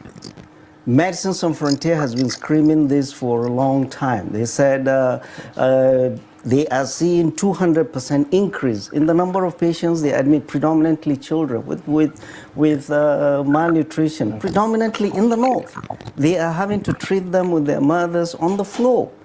And there's a report recently published by the Daily Trust that in Kebbi State, Medicine Sans Frontier reported that Medicine Sans Frontier is admitting 400 children every day, severely malnourished children, in their feeding center. That is 2,800 weekly. And in Katsina, that same day that your paper published that in Katsina, the first 6 months of the year, Medicine Sans Frontier reported 652 fatality deaths of children from severe malnutrition. And then your paper again reported a Nigerian Red Cross report that said 5.4 million children in the 9 security challenge states in the north are facing severe malnutrition. And these states are Katsina, Zamfara, Sokoto, Kano, Benue,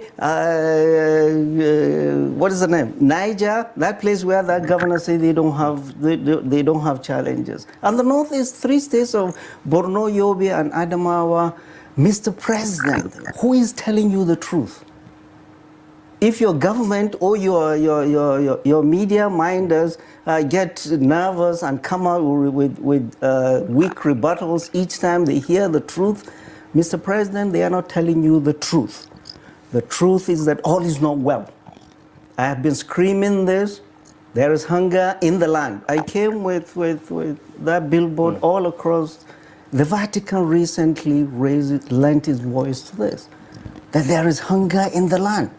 And the American embassy here in Abuja also brought out a report recently chastising governors that they're not doing the right thing. They're spending most of their money on useless things instead of taking care of their people.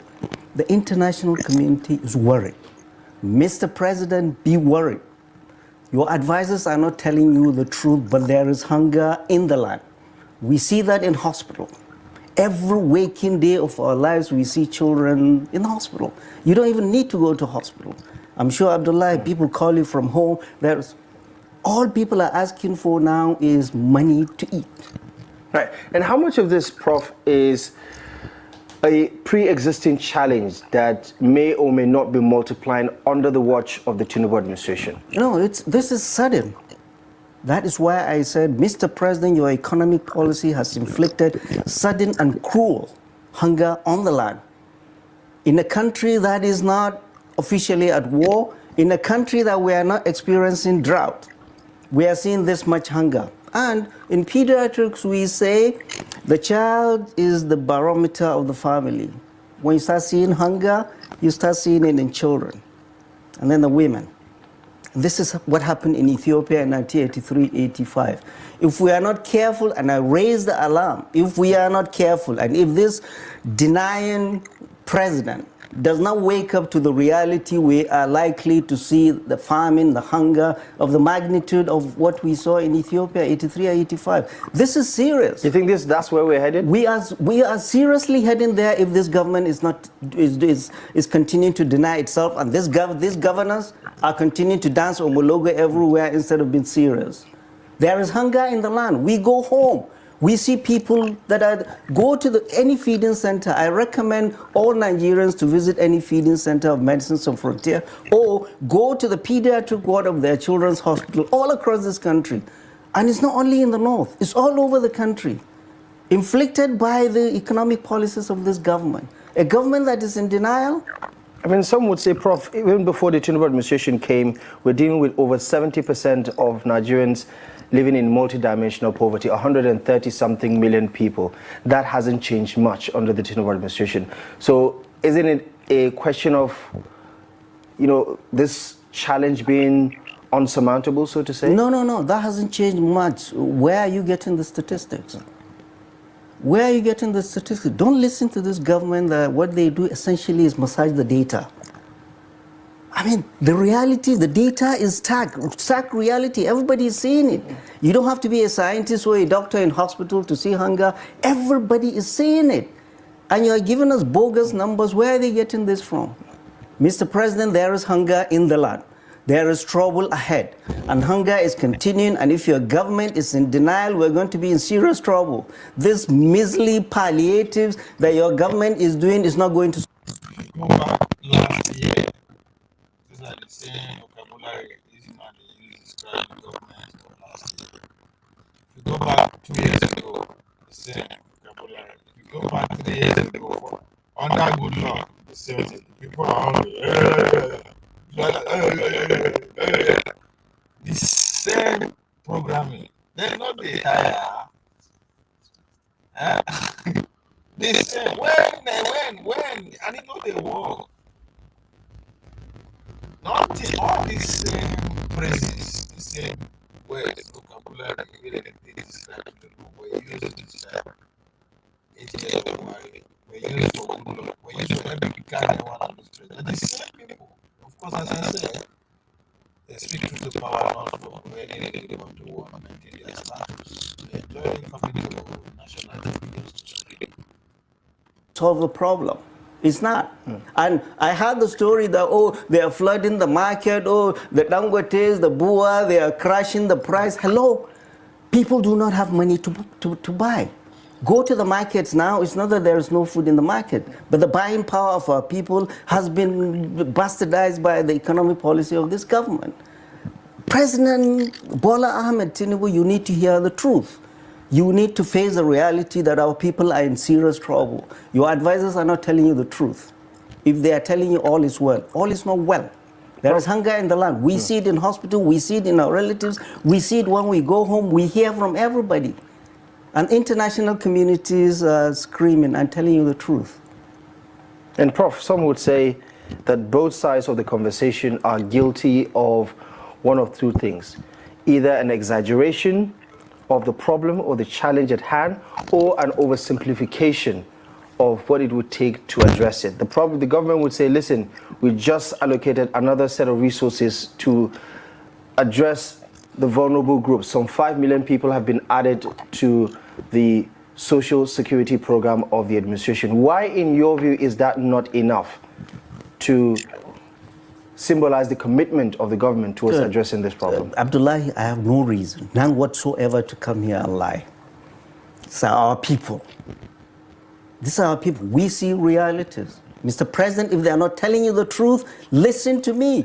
I am telling you the truth. There is hunger in the land. Whatever they're telling you is not true. And your government is not doing anything at all to address this tragedy that is befalling our people in a country of plenty. You say you give governors, you give, oh, I had one of the ministers say, oh, they have given 419 billion conditional cash transfer. Hello, shouldn't that number make you chuckle? 419? Who did you give it to? Did we not go through that? The Beta Edu Ministry of, I don't know what that ministry was. Oh, they've given this cash transfer. Wake up and you give governors, all these governors, the money. Yeah, admittedly, Mr. President, everybody will commend you. After removal of subsidy, you have enough excess that you keep some in your pocket, you throw some at the governors. The governors have seen now a lot more money than, but there is nothing to show on the ground. They are doing nothing. All they are doing is running around the world, building bridges, buying houses all over the world when our people are dying of hunger. This is the reality, Mr. President. If nobody is telling you the reality, we'll continue to raise our voices to awaken the conscience and prick the conscience of our people and the world. This is the reality. And how would you situate it? You talk about the governors and their inability to be a part of the solution. How much of the responsibility do you think lies with the federal government? How much of it lies with the subnationals? Even during Buhari, I said over 80% of our problems in Nigeria, all across geopolitical zones, are the governors. It is not the central government that will provide employment locally to people. It is the governors that have stifled the local governments all this time, all these years. It is not the presidency that will build schools or hospitals. You go to our schools and hospitals all across this country, you see that. Where are they taking all this money to? We don't see any meaningful development. The president, yes, has tried to make sure that local governments are liberated from the shackles of the governors. But how much liberation do we get? The governors still hold on to their funds. We don't see anything. We go home. We are not just here sitting in Abuja. We go home, we see the sufferings of our people. And the governors, they get a lot more money. And we see them with glistening SUVs all over the place, going on private jets, dancing on Mologo, as if all is well. And let's talk about security, because for the most part, it is the bane of the current challenge that we're dealing with here. You're from Katsina State, and the Malumfashi massacre, killings over the last couple of weeks, and to a large extent, what's been happening in Katsina State has signposted the growing dangers of this security threat. That on one hand, you hear the government saying, listen, we're making a lot of inroads. The NSC has, at several times address the public saying that, listen, we have this huge success story about what we're doing. Why do you disagree with the government's narrative about what is happening, given the events of the past couple of weeks? Right. So let the NSA or whoever is advising the president go to Malumfashi or go to Katsina and tell them security is better. And tell them security. If this is what they are feeding the president, then we are in more serious trouble than I thought. They are not telling him the truth. Katsina, as we speak today, Borno State is safer and more secure than Katsina. 24 out of our 34 local governments, that is 70% of Katsina, is under siege by bandits. And you're coming here in Abuja and telling us all is well, or telling the president all is well? The office of the NSA is not supposed to be making noise. It's an office that is not a noise-making office, not a political office. You are there to advise president on what is right or wrong and tell the president the truth. Not singing, not telling, oh, we kill this, or rah, rah, rah, singing for you. That's not the job of the NSA. That's for crass politicians. Let them go and do that. Security is not a joke. And with security and with the economy, you cannot lie. There's no propaganda that will tell people they're not hungry. There's no propaganda that will tell people the security is better. So, they think it's all propaganda? A pure, irritating propaganda. Go to Katsina and tell us security is better. Go to Zamfara and tell us security is better. You cannot take an early victory lap when you're doing this work. These guys, these child soldiers have a way of humbling the most decorated general. You keep your mouth shut and do your work. Not just telling, 98%. Where are you getting that data from? Go to Katsina, go to Malumfashi and tell them all is well. We have a local government that the police that are there have 30 rifles, all of them non-serviceable. How do you expect security to be better? And we're talking big grammar. This is Abuja talk that has no connection whatsoever with the realities of our people. And I said in the paper I wrote, Mr. President, all the handlers of your security spewing out this propaganda do nothing but make you very unpopular in the North. Because the reality is contrary to what they are spewing. For goodness sake. You don't believe there's an atom of truth when they say, listen, we've taken out a significant part of the leadership of the bandits. We're pushed back and on so many fronts. Yes, it's an ongoing challenge, it's an ongoing battle, but we're making inroads. You don't think there's any truth in any of that? You will hear no NSA. You've never had any NSA coming up. So, they are singing for him, rah, rah, rah. Oh, this Kachala is there, we've killed this, we've killed this, we've killed this. How has that translated into security for our people? How? Do you think he's become a political... Yeah, this is irritating politics, and I honestly don't want to talk about him or the office. All I'm saying globally, Mr. President, your security advisors are not telling you the truth of what is happening with our people. If you kill 1,000,001 Kachalas, how has that translated into security for our people? Do it quietly. We've never had an NSA where a praise singer is singing for him. Oh, Kachala, this, we killed him, and we know this irritates the bad boys in the forest and make them continue to do this nonsense. I mean, some people would say the recent developments with the arrest of some of the bandit or insurgent leaders that have been repatriated back. I mean, the son of the leader of the Boko Haram movement has also been detained or arrested. I mean, some would say that is something commendable. Wouldn't you agree? Abdullahi, as security, you do things quietly. Yes, you have arrested the top leaders of Ansaru. Do it quietly. The publicity itself has a huge... Isn't that a morale booster for Nigerians, for the uniformed men to know that their work is paying off? Yeah. Anyway, so I have been through this security nonsense. We gave 6 months of our lives into rescuing those passengers abducted by this terrorist. It wasn't Ansaro, it was Dar es Salaam. They were the ones that busted the Kuje prison. the Dar es Salaam guys. I've gotten to know their psyche. We've collected treasure trove of intelligence that we handed over to government. We gave 6 months of our lives into this. So I know a thing or two of these bad boys in the forest. And publicity, they watch it. Publicity makes them think we are. So these are things you don't publicize. Abdullah, we have very serious issues in this country. Right. And publicity for political gains does nothing whatsoever. Nothing whatsoever to the security of this country. You want to do it for your publicity, for your politics, go do it. But we need to see or hear the president being told the truth. He is not being told the truth. If what we see in public is what the president is being told, that all is well, we've decimated 91, 98%, the Air Force has killed 101.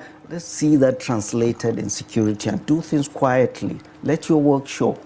Right. In your home state, Katsina, this idea of negotiating with bandits is slowly but surely taking hold. 4 local governments, Safana is the latest one to adopt this approach, where locally they decide to, sign a truce with these, non-state actors. Do you think that is a way to go? I've always said, I've been here 1,001 times, that this banditry you're seeing is not a military problem, it's a social problem. There is a definite role for the military, but there's not going to be a military solution to banditry. And we're not going to win this war on the battlefield. And I have consistently said it, that all the problems are local. Solutions must be found locally. That's why you hear the Safana people. Yesterday we had a meeting here. It's Katsina Security Community Initiative, convened by Dr. Bashir Kurfi. Dr. Bashir Kurfi is an academic at ABU Zaria. His hometown of Kurfi has been bedeviled by insecurity. He left, he went back home and settled in his town and organized in the community to bring peace. We met with local government chairman yesterday here in Abuja, with Katsina indigents in Abuja. Local governments that are in the front line, from Sabwa to Safana to Batsari to Bakori, we had each one of them, and it is enlightening. All of them have their local problems, and they're addressing the problems locally. And that is how it should be. The state and the federal government should come and help them. But I was really, really very, very impressed to hear what they've been doing locally and how they have brought peace in their land. And the people that are here on the radio or TV saying, oh, negotiation, no negotiation, no negotiation, they're just here in town. Isn't negotiation, Prof, to lean into what some of the critics of negotiating with bandits are saying, isn't that a slap on the wrist? And wouldn't that be tantamount to, insulting the memory of those who have lost their loved ones? Good. So slap on whose wrist? On the bandits' wrist, if they get amnesty on such a platter. Man, nobody's asking for amnesty. Remember, I've been through this. 5 years ago, 2021, during President Muhammadu Buhari, we went to the forest with Sheikh Gumi and his delegates. We went into 9 frontline states in the forest. We met all of these bad guys.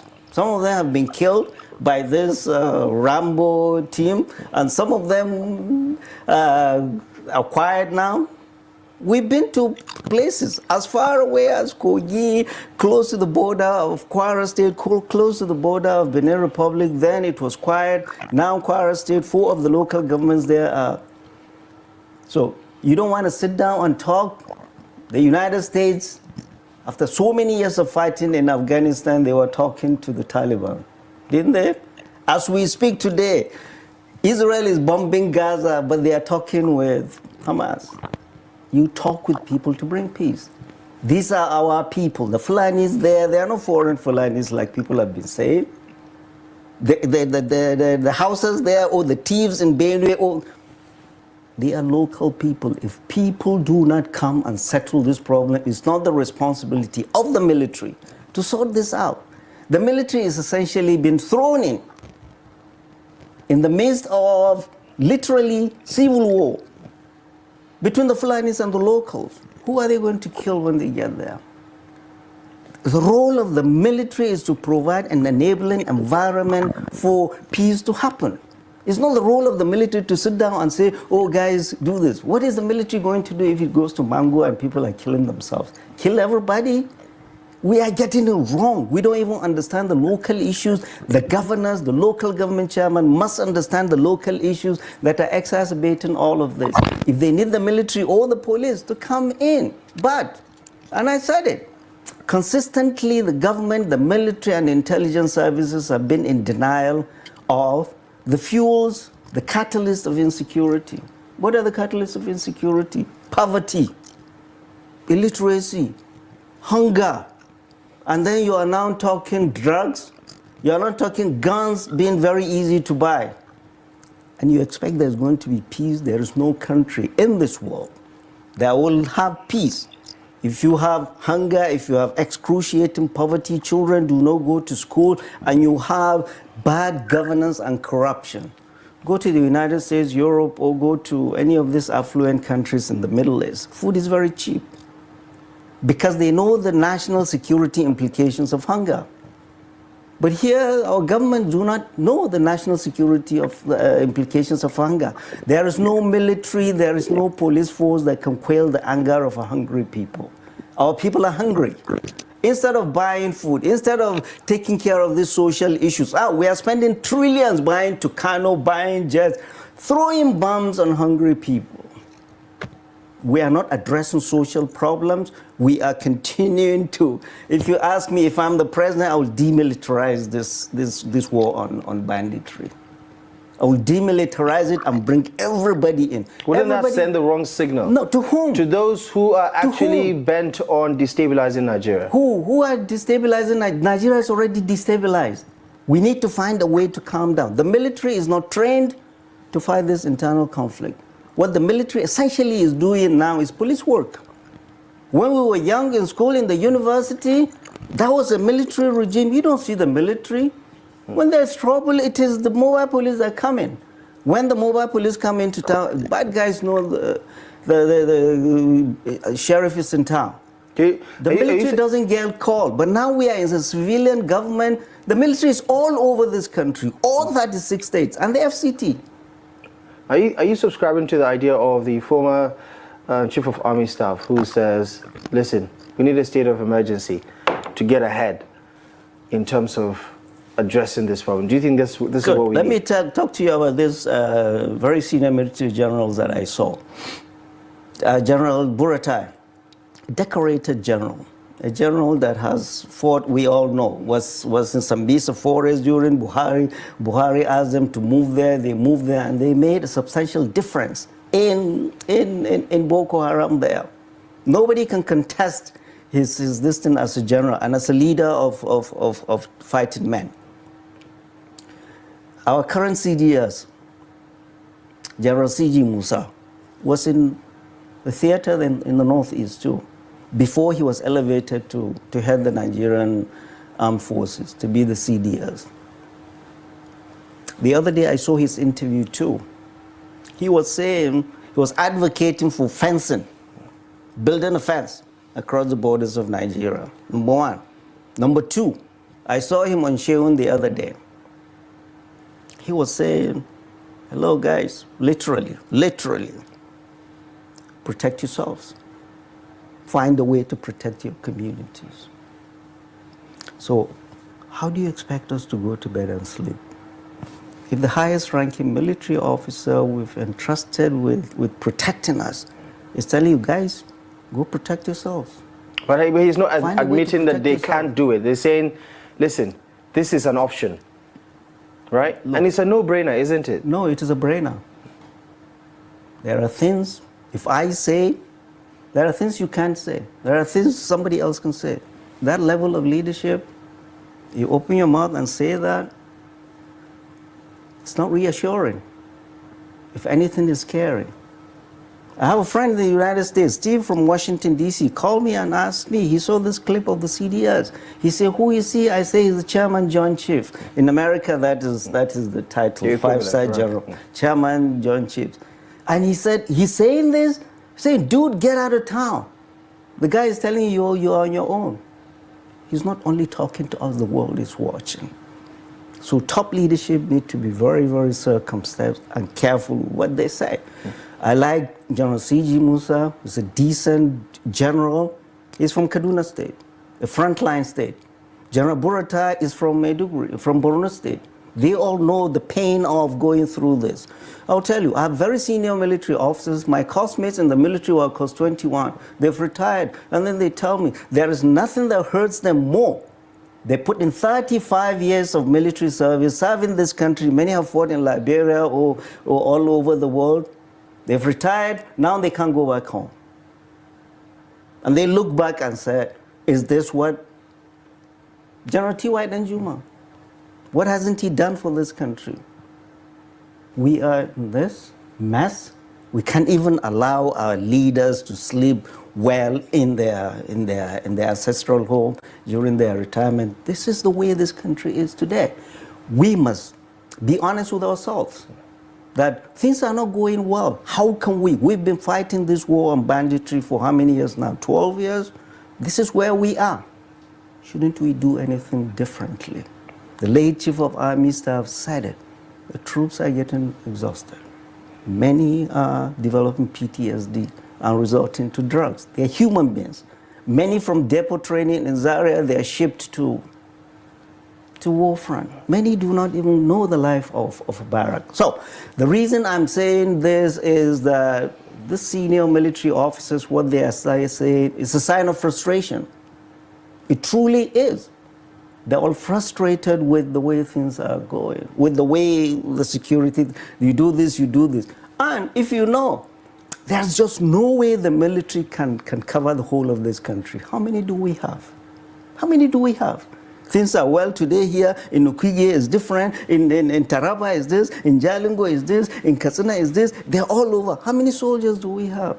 They are essentially doing this work. And Prof, considering the scale of the problem, do you think there's an easy way out of this? There's a simple way out of this that Nigerians can realistically expect from this administration? You never hear me talk about IPOB issues, Boko Haram, or any other issues, because I know not those conflicts. I've invested 6 years of my life, 7 years of my life, going into forests with Sheikh Gumi and still continuing to do that to understand. Because in medicine, if you do not have a diagnosis, you cannot write a prescription. This I understand, I can talk about, and I've said it consistently. If I am the commander-in-chief, I will demilitarize this fight. There is a definite role for the military. I saw it live.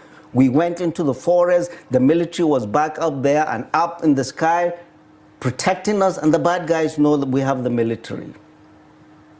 We must sit down and make peace. And through strength or by capitulating? Well, you've done 12 years of strength. Where has that gotten us? You tell me, you've done 12 years of strength. Where has that gotten us? When President Muhammadu Buhari came, he said, oh, don't go into the forest, we don't want to do this. It's NSA, said we don't want to negotiate. We sat down and said, oh, go keep fighting. This is where it's gotten us. The new governors of Katsina State and Zamfara, when they came, they said, oh, we are going to fight, we are going to fight, we are going to continue fighting. And the military, I'm sure, is watching them. We've been doing this for 10, 12 years. We are where we are. You think your ragtag vigilante will fix this? Let's face the honest reality. There's a definite role for the military. We are not going to win this on the battlefield. We must sit down, each community, and find peace. We must involve. And it's the biggest mistake we've done. How can you ever have peace locally without involving traditional rulers and clerics? You don't involve traditional rulers and clerics who are there. A new governor that comes that says he knows everything, and the military that knows nothing about Batsari, Sabwa, and all that from Abuja will come and bring peace. We must involve everybody. And if you want to bring peace, this fighting, this bloodshed, must stop. And that is the way we want to stop bloodshed. We must sit down and talk. It's not about ego. We must sit down and find peace. And the presidency, the president and commander-in-chief must take full control of this. This governor is saying, I won't do this. That governor is saying, I won't do this. That governor is saying, I won't do this. Mr. President, it is easier and cheaper to get people in communities to make peace with the backing of the military than continuing to fight and spill blood. And it's doable. It's doable. After fighting 10, 12, 18 years, you will come back and sit down and make peace. And in your prognosis, Prof, how many years do you think it's going to take if the administration decides to apply your reasoning as a form of solution? How long would it take for normalcy to return? No, it's beginning to. It's beginning to. It's sending people here and there and here, but it's not holistic. That's why I'm saying it needs to be global, controlled by the presidency calling the governors and saying this and this and this and this and this are what I want. Means we've been fighting this for 12 years, let's try this. We must involve each of the communities and the governors. We need you to support this, the traditional rulers. We need to empower the traditional rulers because now they sit and watch all these stupid boys pillaging their land because also, they don't have the power. A lot of the members of the traditional institutions have been fingered as collaborators, accomplices. Right. Okay, let me tell you, and I'm not making excuses for anybody. The traditional rulers are left at the mercy of these bad boys. Because there is no military, no police, no state support. They are left there. What do you expect them to do? We're not talking about getting money. If you're talking about collaboration or making money, everybody is in on it. Everybody. From the federal government to the state government, they say they've taken trillions and there is nothing to see. We need to be real and realistic and say what is done is done. We need to sit down. The military is exhausted. We are stretching this military too far. We need to sit down and give this military a break. And the only way we can do it is all of us coming in. Traditional rulers, community leaders. And I saw that in our meeting yesterday with local government chairmen from this frontline state. How each and every one of them was able to reconcile local communities. And after that, the federal government and the state government need to come in with traditional rulers and see how we can bring lasting peace, not through the gun or the bomb. Right. And you talk about how this particular situation is quite prevalent in northern Nigeria and how it is continuing to escalate to a certain extent, depending on where you want to put your spotlight on. But talk to me about the political leadership we're seeing in the north, for instance, because there seems to be this acceptance that the president is doing a good job. When you look at the political narrative, especially from some of the APC folks, right? You did talk about the Niger State governor who has appointed himself as the Director General for the re-election of President Bola Ahmed Tinubu. Most of the states who have been dealing with this insecurity have spoken positively about the administration's handling of the situation. Why do you think there is this contradiction in terms of what the true narrative is? Right. And I will take the liberty of telling the president they're deceiving you. Because whatever they're telling you is not true. Mr. President went to Katsina and stayed the night. President Muhammadu Buhari was from Katsina. He's never stayed the night in Katsina. But yes, President Bola Ahmed Tinubu went to Katsina and stayed the night. What did he see? What did they put on a billboard? Katsina Babu Korepi. What that means is Katsina, no complaint. He stayed the night. What did they do? Oh, he was dancing Omologo, their singer, their praise singer. Dancing Omologo, he was laughing. All was well. Instead of the governor, it's a great opportunity. We have the president in the state to gather people, stakeholders, former security. Because now we've done everything. We have had police officer, we have had IG, we have had the chief of army, we've had this, we've had PAMSEC. Get people around, business people, everybody, stakeholders, quietly meet with the president, take the president to feeding centers, take the president to some of these some of these areas that have been pillaged by bandits. Let him see our problems. But no, instead they were dancing Omologo. And the same thing happened when he came to Kaduna, this in the north. The same thing happened when he went to Nasarawa, they were dancing Omologo. The same thing happened, of course, Niger State, he's now the chief dancer of Omologo. Mr. President, all it will take is 1-2 days for people to turn against you, and all these governors will follow the people. They are not telling you the truth. There is suffering in the north. People are not happy with you in the north. Security is terrible in the north. There is hunger in the north. Whatever these governors are telling you is not the truth. They are not telling you the truth.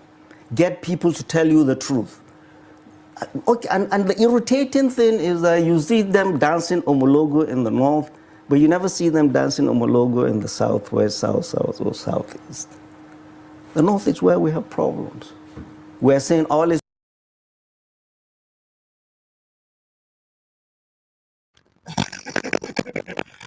That's a fucking good observation. It does Omologo in the north. It does Omologo. I get the insecurity today, so how do you think that? But those are things that nobody is going to lose it. How do you think that? How do you explain that? You're not African happy dancing. Oh my.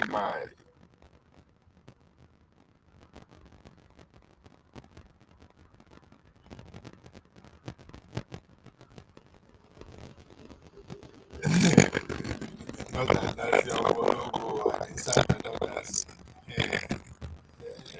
I should tell you everything about it.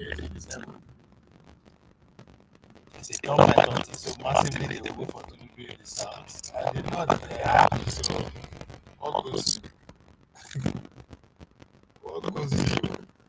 well. Oh, the governors are saying all is well with their paid crowd.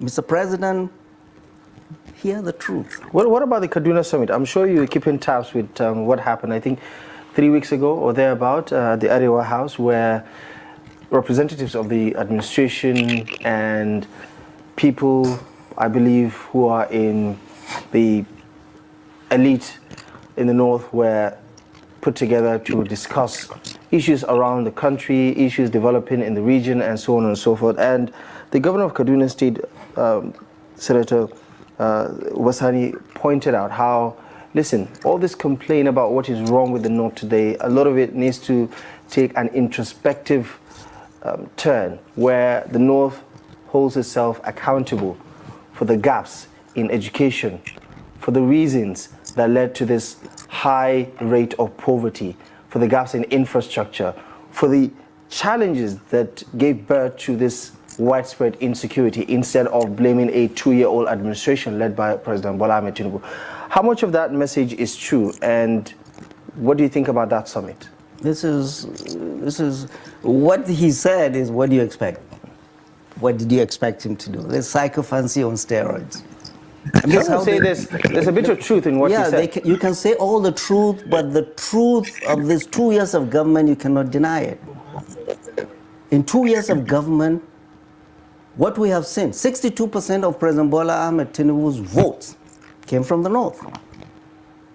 50% of the total thing came from the northwest. And I said it. It is suicidal for any politician to pick an unnecessary fight with his electoral base. And this is what President Bola Ahmed Tinubu has done in the first 2 years. And now The question is that is not need to do inward. Take responsibility of black education and all those good stuff. You went straight in attacking the messenger, which is what they always fight over with the personalities. With this point, begin attack personalities. The point has been put before you. Disagree with that, don't attack the point. Say the man now. Sacrifice was there. That was good though.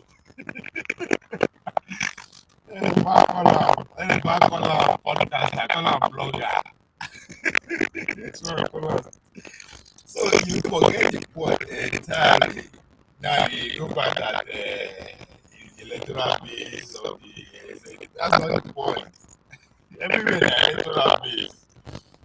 This idea that one place in the electoral base of the place is gone. Anyway. Tell you why. President Bola Ahmed Tinubu's government has been essentially a Yoruba-centric government. Even with 55% of his political appointment this year alone going to the north? Yeah, did you doubt that? We knew it was coming. After he spent the 2 years giving all economic levers of this country, controlled by President Bola Ahmed Tinubu Yoruba ethnic group, all. Central Bank, CBN. I think you mean Nigerians, Prof. We all know, yeah, Nigerians. Right. Nigerians, we all know that. I mean, isn't that what matters the most, that they are Nigerians, not Yorubas? Look, and that is why you have federal character, the Constitution of the Federal Republic of Nigeria. Go look at Section 14.3 and 14.4. Essentially says the character of the federal government, or in all its appointment and what it does, must reflect the federal character, essentially so that everybody will see. Well, it was the same crowd that was saying Fulanization, Islamization during Buhari. Nobody can deny the fact that the levels of the economy of this country is controlled by Yorubas, all from the southwest. You cannot. Yes, they are Nigerians. So what?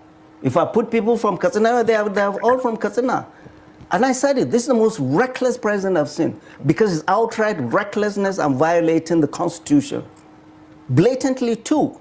We are running a constitutional democracy. The president is doing whatever he likes.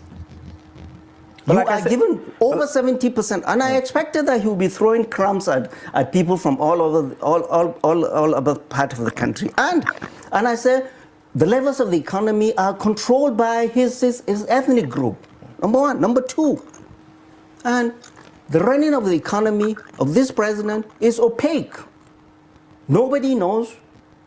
Nobody knows. He's not accounted for what has been saved from fuel subsidy removal. Nobody knows what is accruing into the NNPC, into customs, into FIRS, into the blue economy, where he's put all his kinsmen. We don't know. Come on, this country is not his. This country is not Yorubas or Southwest. This country is our country. All 300 million of us are equal stakeholders in this country. Equal stakeholders. So this is not acceptable. And yeah, I said it, and it's dangerous. 55%, Prof, this year alone. Look, we are not 55% going to the north. Abdullahi, we're very educated. We've been to school and more. You know that. So don't give us this. This is plain to see. Ask all the ministers now, who is getting any allocation? The money is being held by the Minister of Finance. Nobody knows what they are doing. It's opaque. So don't give us some crumbs and say, oh yeah, we've given more. No. This is outright recklessness, and I have said it, this is an existential threat to Nigeria's national security and its unity and cohesion as a nation, if you continue to do this. So don't give us crumbs and say, oh yeah, we've given Southeast, we've given the North, we've given this. Need to be very careful. You're not listening. Whoever is doing this is outright recklessness and violation of the Constitution. Who are the people that should be checkmating him? Our guys in the National Assembly, our representatives. What are they doing? They are also dancing, singing, on your mandate we stand, after getting alerts. So people are not represented. And the presidency is disconnected from realities of our people. Say, oh, there's no hunger, security is fine, oh, 55% today is... Abdullah, we've been to school, we can see, we know there is hunger, we know security is not where it should be, they are telling the president differently. The president's government is Yoruba-centric, violating Section 14.3 and 4 of the Nigerian Constitution. Somebody should tell the president the truth. I don't know who. And Prof, is it fair to say that your mind is close to the possibility of seeing any positives from the Tinubu administration? Because it does look like you don't think he has made a single good decision What we are, since he's come? We have a record, a 2-year record that we are interrogating. I'm not looking at anything. You tell me, is there anything I'm saying that is wrong? I'm from Katsina. Can somebody come to Katsina and tell me security is better? Can somebody come to Katsina and tell me there's no hunger? When 652 children died from severe malnutrition. But if you consider everything, the positives and the negatives, would you provide anything that looks like a positive or silver lining, to say the least, that inspires hope that the Tinubu administration could turn a corner? No, you remember they came renewed hope? And I said, all we've done, all Nigerians have seen, all across this country, from Abia to Zamfara, is hopelessness. This is the truth. Go ask the labor unions, go ask the lecturers, go ask parents, go ask market women, go ask people that are bearing the brunt of bandits and Boko Haram. Let us not deceive ourselves.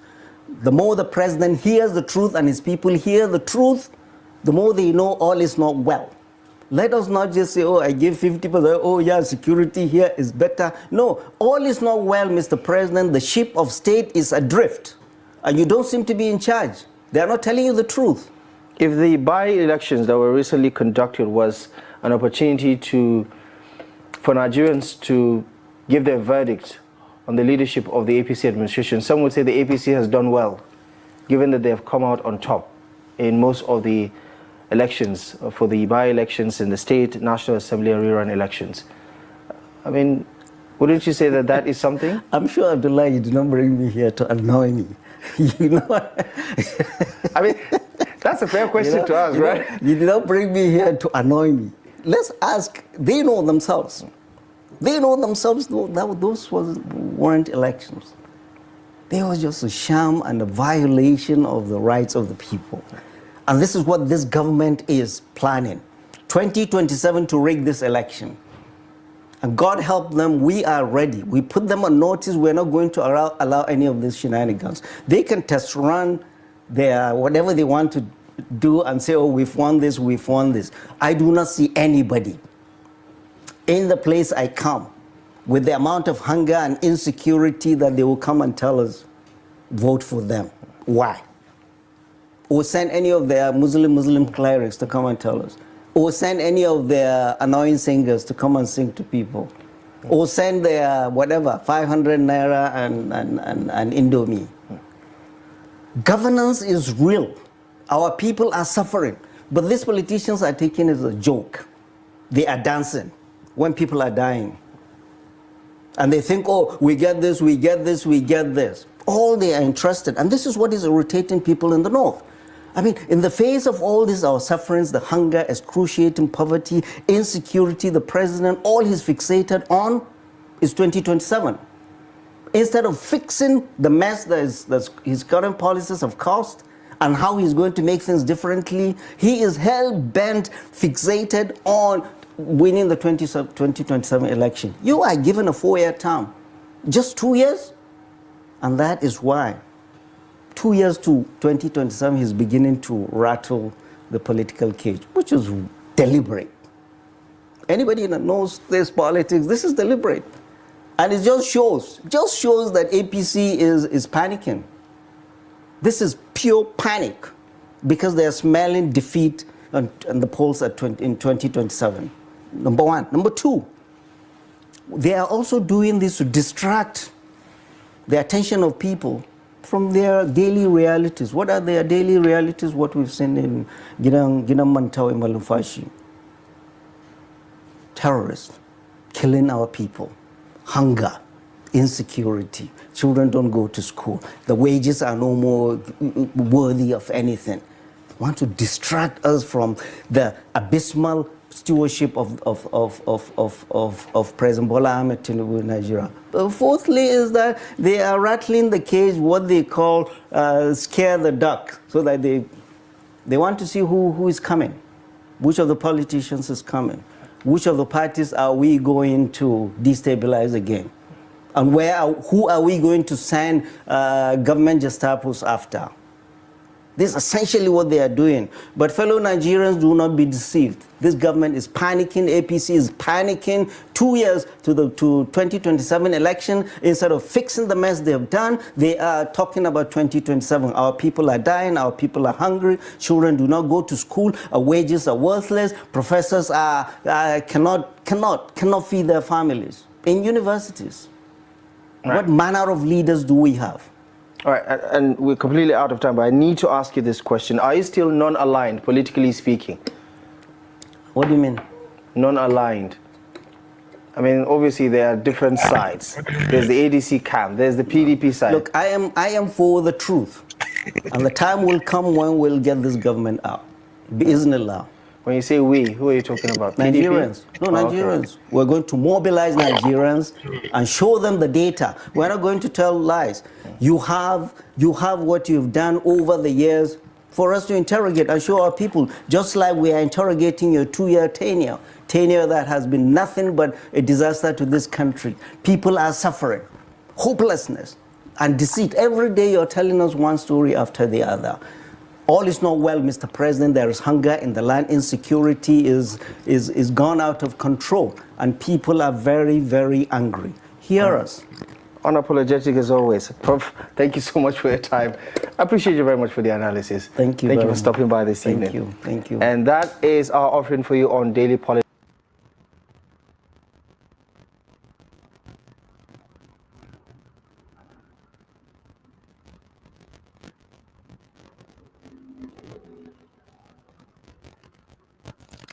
That last question was a question that I found more interesting. My question should be, how much did they pay this man? Because God damn, his consistency is unmatched. Even Dr. Davidi's show of 90 Minutes Africa is not as consistent as this guy. The last 10 years, now in the first 2 years, he did not criticize the government because he was the part of that government. He was in charge of NIG, IHG, whatever, so in charge of national negotiation. And they fired him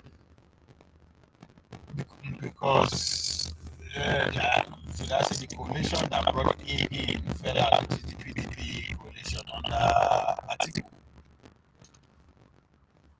So, a PDP guy to the core, Atiku guy. So, how much Atiku they pay? Because since then on till date, he's been consistent. Nothing he has said, I purposely listen to the whole interview. Not because I'm interested in really what he's saying. I just wanted to know if you see something different. The only thing different from that, when they took power, 2015, I think they got kicked out of power 2017. So let me say from 2017 to today, this is very interview. The only thing that changes from everything we talk, it's not the story, it's not the examples, it's not the narrative, it's not whatever, nothing changes outside the name. The name went from Buhari to Tinubu. And the dates. Every other thing are the same. Like, that's why his consistency is a fucking match. And it's always on TV. So, God damn, how much Atiku they pay? Man, I work. Now, that kind of, if I won't get a job, that kind of job, I fine. Like, God, it's so fucking, nothing changed outside the name of the president, both president from Buhari to Tinubu now, and the date, the year, that's it.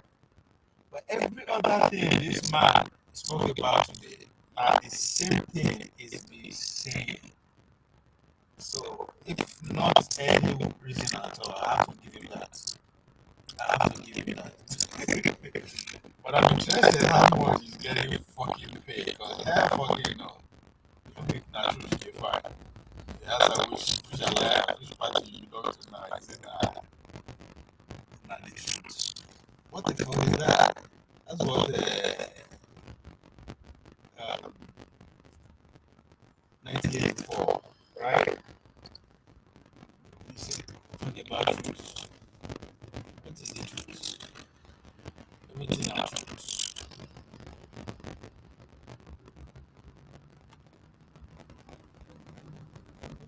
There's nothing crazy that you know the way it's. I played this video, yeah. You told me the video that said, well, this is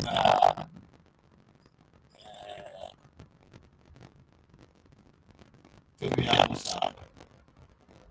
Fuck it, let's do it. We've got a gold medal.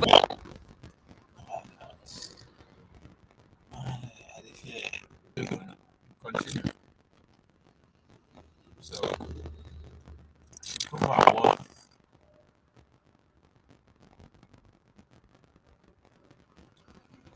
Prove our worth. So, congrats. She did it. So, you too. And my teammates video I play, so don't fuck up. Don't fuck up. I don't show myself.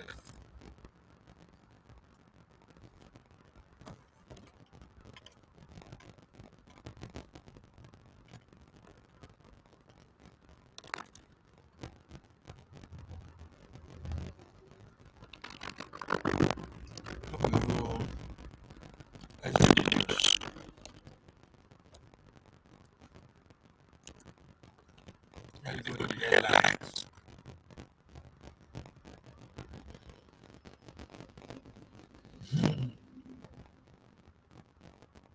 You guys see.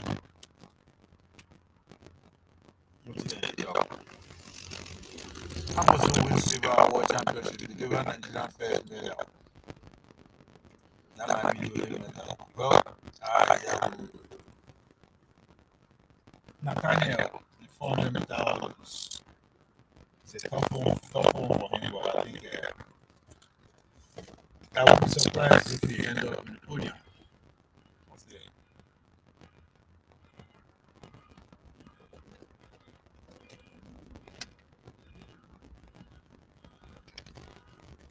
I was on sample time of 2029.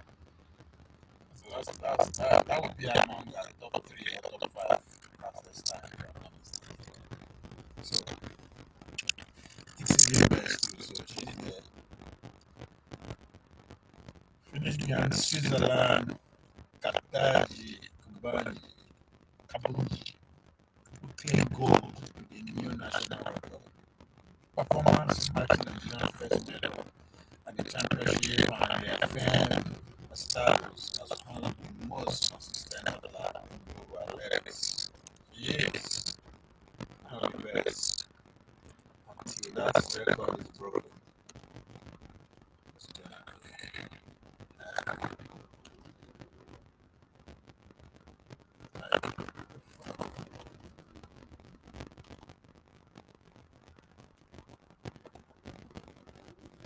So let me see the right now we are able to